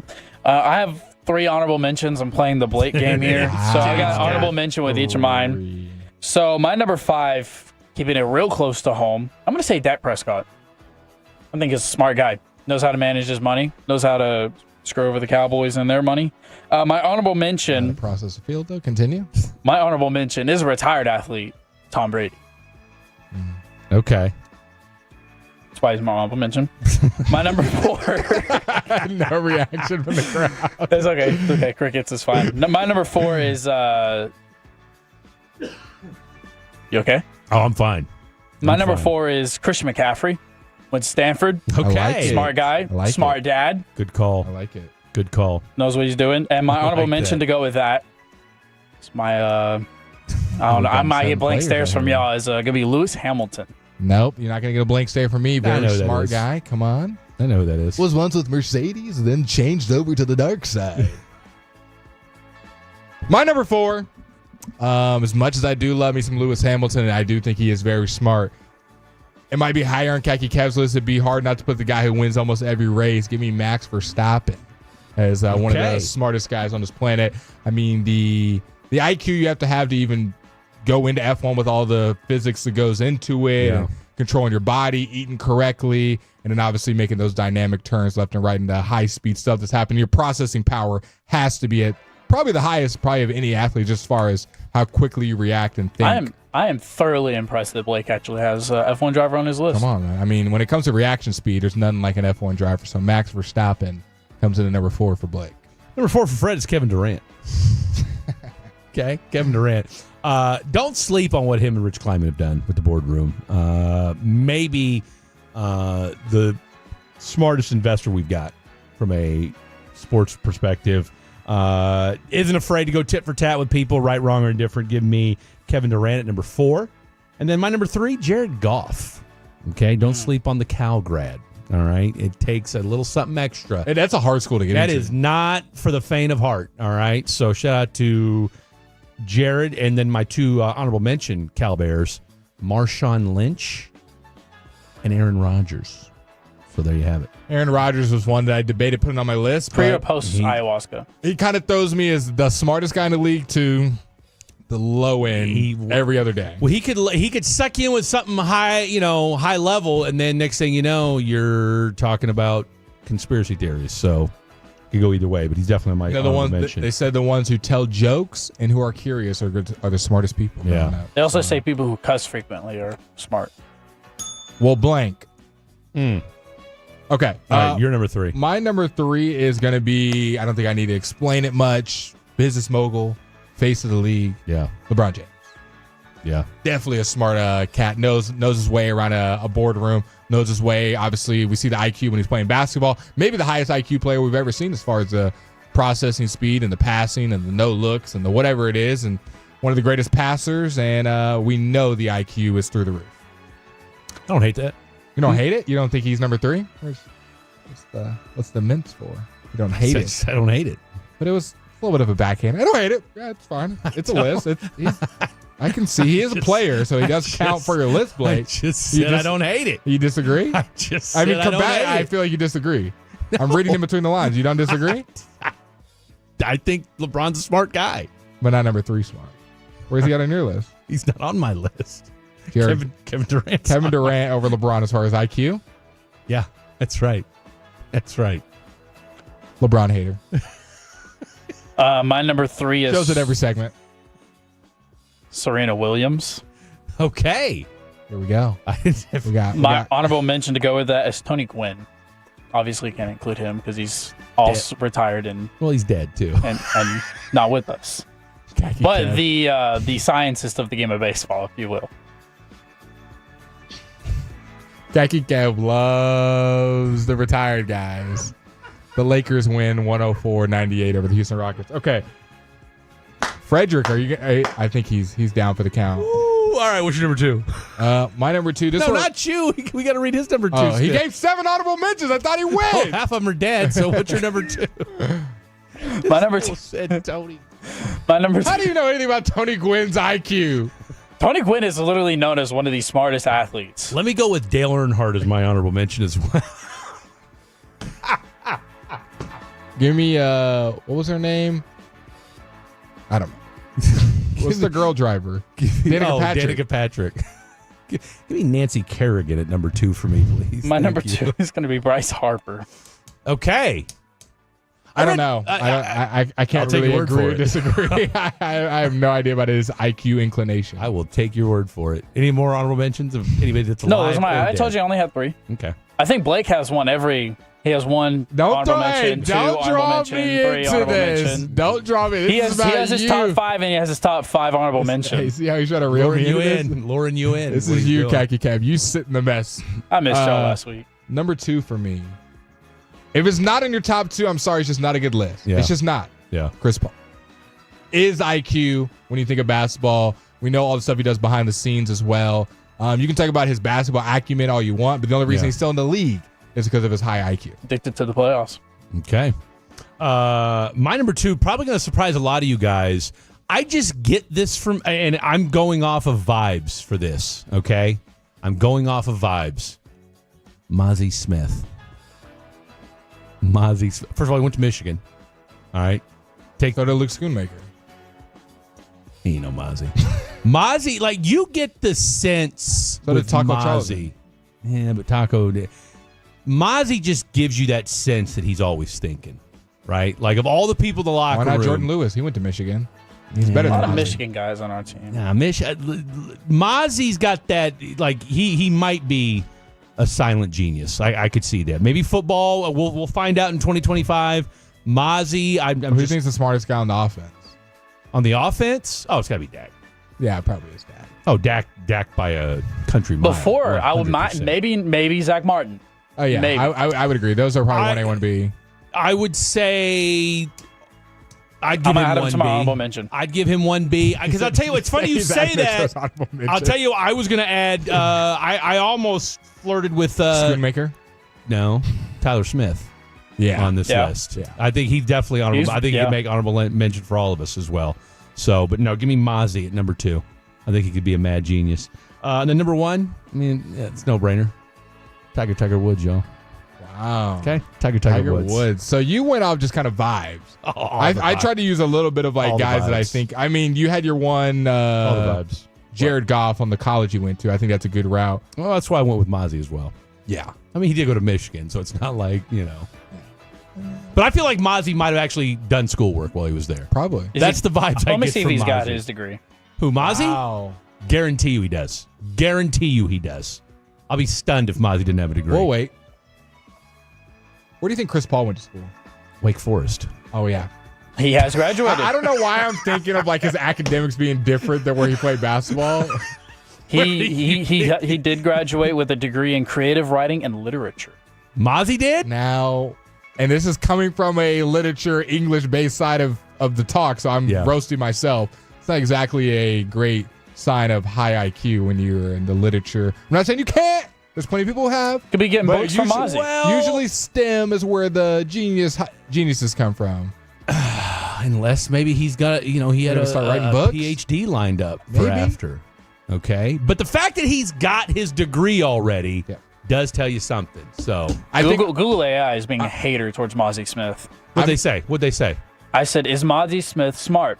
Said, while smart can have different meanings. You asked it. Think about the question you asked it. What do you want me? You want me to? I thought you were looking at did he graduate with a degree? I did, Is and then I Mozzie was Smith like, all right, smart? is he smart? What do we have articles on this? So Google AI says, while smart can have different meanings, Mozzie Smith, the Dallas Cowboys defensive tackle, is known for his athleticism, strong work ethic, and leadership qualities, as well as being a vocal leader on the field. See, I don't even know if that's accurate. Yeah, vocal leader. When have we heard of Mozzie being? That's what I'm saying. He's a quiet genius. I was gonna say, I thought we heard that he's See, this not is where vocal. this is where AI can't I'm be not trusted. liking it. This He's is where just AI doing can't be- football player. Literally, they're just football speak is all it is. And leave it with a hot take. All right, what's your number? That was ridiculous. Your number 1. Nah, I'm gonna go last because I know my number one's the best. I can be confident. Sometimes don't build it up, Blake, and then your number one stinks. I know my number one's the best, and I want to see what Khaki Kev says, and then I'll finish this. Yeah, we'll see. We'll see. What's your number 1? My number 1 is actually LeBron James. Nice. Okay. No hate there. All right. No hate there. I think he's one of our smartest sports businessmen. That's fair. Now you guys all missed That's number fair. 1, and it's okay. It's okay. This is what learning is for. What do we think he's going to say? Both of you guys missed number 1, and it's probably one of the most obvious ones that we've done so far. Yeah. Graduated Wheeler High School in Georgia with a 4.0 GPA. Excelled in advanced homework. Accepted into the University of Cal Berkeley, a prestigious public university. Studied magnetic chemistry and Spanish at Berkeley. Member of the UC Berkeley Cultural Studies and Sport and Education program. Oh, Jaylen Brown. Self-taught Spanish and interested in learning multiple languages, and is in the MIT Media Lab Fellow and volunteers there once every couple months. Known genius, Jaylen Brown. I forgot all about Jaylen Brown. Easily the smartest guy probably in sports, at least in basketball. Someone might text in one that's a golfer or something that I don't know a background on, but as far as ones that we talk about every day, Jaylen Brown, to me, is by and far the smartest person in the NBA. Went to Cal, and I totally forgot about that on the Cal It's a good front. pull. So, why wearing the gloves, though, during the... he wore gloves, like at a... I remember that. The little... It was like a Jimmy Kimmel late-night show situation. What are we doing? That's how smart he is. Doesn't want to get his fingers dirty. doesn't want to spread the knowledge. He knows his fingers have power. Okay, wait. Let's go to break. Final segment. Coming up Tuesday morning on Sean and RJ, Rangers Reds, plus could the Mavs and Stars stay hot, and another Tolo ticket giveaway during the 720 Express.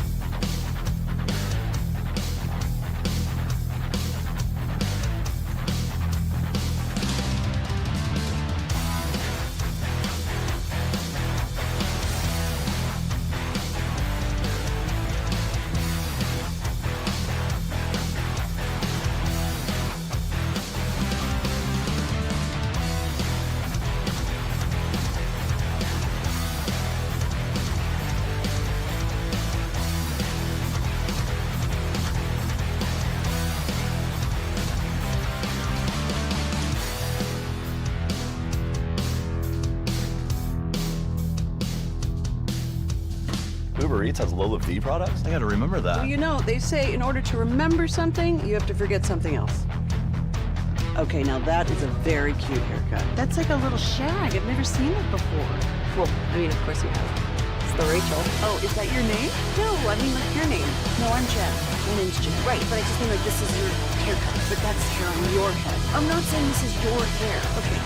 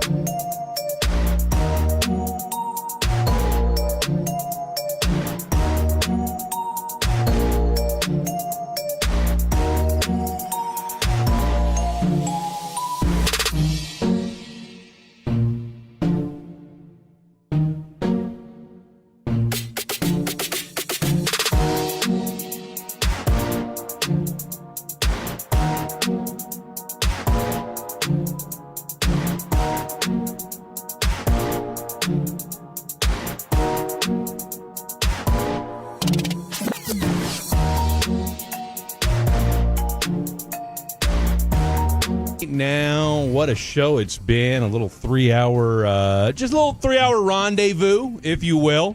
Extravaganza.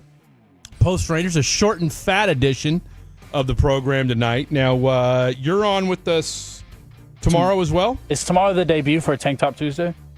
Oh, my goodness. It will be. Might as well be. 9 to midnight. Let's do it. Let's make a memory tomorrow night. Yeah. Okay. And I would say let's go to the gym, but I have to be. You gotta be at the job by 8. Yeah, so Maybe after? Maybe we got plenty of time now. I'll be I'm gonna be humping roofs tomorrow afternoon. So you should come in and see me then. Well, it's the location factor, bro. You know, McKinney Street in Dallas, which I get, but I'm just saying, like, okay, so I go there in the morning, and then but I got other things to do. Is the problem? I'm not saying make it your. I would assume either do it before your plans start or after your plans, not right in the middle of your plans. Where I'm going to be there at 8 a.m. Kind of sounds like Fred's going to say no. Yeah, Fred's just trying to find a no. Well, it's just location wise, it's just not in my. Hey, you live in Louisville. You don't live in Forney. Okay, but I'm not going to drive 30 minutes out of the way. Shit. I mean, if there was... thank you. My exact response, Kevin. It's crazy. No, I'll go there. When? Just won't be tomorrow. When will it be then? Just won't be tomorrow. When you have a roof to climb in Dallas? Maybe, yeah. That's exactly when it would be. Proximity friendship. Proxemics is the only reason. Says the guy who once drove by Louisville, didn't call, text, or nothing until on the way back. This is so true. I really don't. I don't show up to older. In fact, I'm pretty sure I want to say Mama Kim lives in Louisville. So I live in the same area as his mother. I don't show up to older men's houses. So. Okay, well, I'm not asking you to just show up to my house. Okay, how about that? I'm not a creep. I don't like being invited to older men's houses. You know what? You're not getting invited. All right. You know what? You just got removed from the invite list. How about that? Done. Gone. Put that on Terrible. Snapchat. Yeah, put it on Snapchat. Awful. Who's the Maverick? Who's this weirdo? That is the Grizzlies head coach. Yeah. He got beat by 30. I mean, what? Unbelievable. Someone said, guys, you forgot Joshua Dobbs. He's an astrophysicist. Boy, we sure didn't we? And Ryan Fitzpatrick. Well, but we active. That was the. Is Josh Dobbs still active? I thought he went back into his space stuff. Yeah, hell, he got traded to the Patriots for crying out loud. Do we think the Cowboys are going to go ahead and? All right, so you poo-pooed the Jalen Milroe stuff. I agree. Yeah. I think day 3. I don't think he'll be there. Yeah, I don't think he's not going to be there. He could be bottom of the first round pick. He's gone before round 3. Somebody's going to go. He'll go high. And if the Cowboys use I don't know though. If the Cowboys use pick 44 on Jalen Milroe, I'm not going to say what I'm going to say. See, we say that we could see him go, but I could see him going round 3. No, I could see him going that too. I don't think it would be unfathomable. I just think he's going before round 3, late second, early third is where he's going. Just makes you wonder, just from the simple fact that it's not like Alabama quarterbacks have this, rich history of. I mean, he might be the biggest. I don't even want to say boom or bust. Like he'd be more. I mean, I would think he'd be more bust than boom at this stage. I mean, he's shown some flash. I mean, he can throw a little deep ball from time to time, but nothing to where you just watched him week after week and said, "Yo, this dude's going to be nasty at the next level." Who do you like their value better, Milroe or Riley Leonard? Two guys who can't throw the football great, but are great athletes and runners. Obviously, Milroe is an elite athlete. I would go with Milroe, even for the value of where you'd have to pick him. I mean, I'm not going to pick him more than. I mean, for me, he's a late third round pick. I mean, if you're taking Jalen Milroe in the second round, you're not. Do you think a team's going to draft him to be their backup, right? Like, what kind of position is he getting drafted into? A team that's got a really old quarterback and he's going to be the guy, or got a team where he's obviously the backup? Like, just throwing out completely hypothetical. A team like a Chargers, where it's like you're going to be the backup, no questions asked. Or is he going to a team that's got an open quarterback situation, a Colts-esque? I don't think they do that. They already have Anthony Richardson. But I'm just saying, type of situation, I don't know what he's going to get drafted into. Because I feel like he has too many traits to kind of just be like, hey, you're going to be on the bench. Like, you're behind Justin Herbert. You're behind Jordan Love. You're behind Kyler Murray. Like, I'll tell you who I could see maybe taking a flyer on him, especially if, hey, I'm trying to, if I'm an offensive guru. Carolina? No, although that would be interesting. The Dolphins. I was just going to say Miami. I like the Dolphins. I think Miami would be because it's not the worst. Like, Tua's a starter, But like if he's like really struggling and Milroe's lighting it up. He's a knee to the head away from missing the entire season or, retiring for crying Football out to loud. the head, really. Wow. I'll tell you what, you're on one today, aren't you? What? What was so wrong about that? Late night, uncut khaki Kev. I'll tell you what, this guy here. What was so wrong about that? No, nothing. Just warming up. The ball gets tossed around. This is, Jack Lauder got hit in the head during BP. Well, who says that can't happen to Tua? I'm used to PG. Ain't nothing wrong with a little BP. Someone said I took the Eagles. Yeah. Took Jalen Hurts in the second, who was a guy who had traits and couldn't throw. I thought they took Jalen Hurts in the third. I thought he was a third-round pick. Double check. He might have been a second-round pick. I do remember when they took him, that was because they had, Carson Wentz? Yeah, we got to remember Jalen Hurts was not a great thrower in college. It wasn't like elite arm talent, super accurate guy. Like he had a lot of questions coming out. And even his first year with the Eagles, he was kind of shaky, and then next thing you know, Super Bowl runner-up. The only difference with Jalen Hurts, though, was that, he got you to a championship. What was I looking up? Where he got drafted at. I thought he got drafted in the third round, but I could be wrong. Maybe it was the second round. And the difference was, too, though, is that he balled at two different places. So that's my only thing where I would give Jalen Hurts a slight edge over Jalen Milroe as a How tall is Jalen Milroe? 6'3". So he's kind of the same build then as Jalen Hurts then. Pick 40, pick 53 in the second round. Oh, wow. So he was a late second round pick. Okay. I didn't realize he went that early. I mean, well, look, if he can go 53, then Jalen Milroe, I would guess, is probably going to go around that same area. I would just say that with Jalen Hurts, I just felt like he was a little bit more accomplished as a thrower than Jalen Milroe. Jalen Hurts 6'1", 223. Jalen Milroe 6'2", 225. So pretty much same person. Okay. Yeah. Very, very, very similar. No, but Jalen Milroe, I would take him just for the simple fact that, he is a freak of an athlete, so give me that all day, every day. And, hell, the guy wants to win. I don't see – the thing with the Jalen Milroe is, from a working standpoint, he has shown he can throw the ball. When I think of him, I think of that throw he made 2 years ago. Isaiah Bond? When he hit Isaiah Bond on a dot in the corner. See, I think of him against, what was it, like Eastern Carolina or Alabama Central. It was the second game of the year. Yeah. After. Did you say Eastern? Did you say Eastern Carolina? Might have. It was some not too late. It was not a good school that they were playing. And it was where it was really bad weather and they had to pull them halfway through. That's the game that's stuck in my mind. It's really hard for me to wash it from. Now, he had another season after that where he played a lot better, but wasn't as many eyeballs on him, mine included. Yeah. I'm just seeing if he can turn around and be a more accurate thrower on a down-by-down basis. He'll make highlight throws. Very Anthony Richardson. He'll make a throw. It's like, that's the best throw I've seen all year, all week. And then he'll have a 50-yard run where he throws three dudes off and you can't teach that. No. But then you'll see it on 1st and 10 and there's a guy running a slant wide open down the middle, and he's throwing it 5 yards over his head. So with quarterbacks, it's less about flash, more about consistency, more about taking the layups. At receiver, and my wide receiver too, I'll take flash. I'll take, you're not consistent, but you can break a play, anything for a touchdown. At my quarterback position, I need a guy that's consistent and can take the easy layups, and that's just not Jalen Milroe right now. Not saying it can't be. We just talked about Jalen Hurts developing into that guy who's kind of the opposite now. Jalen Hurts is kind of the take the layups and the big home runs hasn't even really been a big thing for him as his stats have kind of depleted, but his play and consistency and his team success has gone up.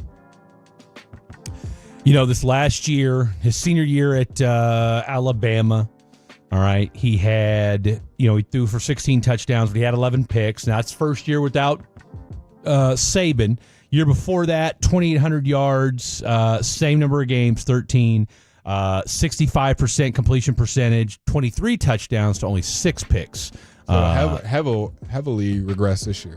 Yeah, so he threw fewer touchdowns and threw more picks, but he did throw 10 more yards and was still a 64% completion percentage. So not terrible, but I think it will be intriguing to see what he does at the next level. But I'm with you. I would think a team like Miami with a guy like a Mike McDaniel who. What about like a Pittsburgh in the third round? I don't know what they're going to do with their quarterback position. Obviously, it's still. I just don't, and I'm glad you brought that up. Similar to Justin Fields, you just had him in the system. I don't know that I trust the Steelers' brain trust. I mean, think about it. that is the one place where, okay, yes, we love Mike Tomlin, and yes, from a head coaching perspective, he's been great. That said, offensively, that team has been a disaster for a decade.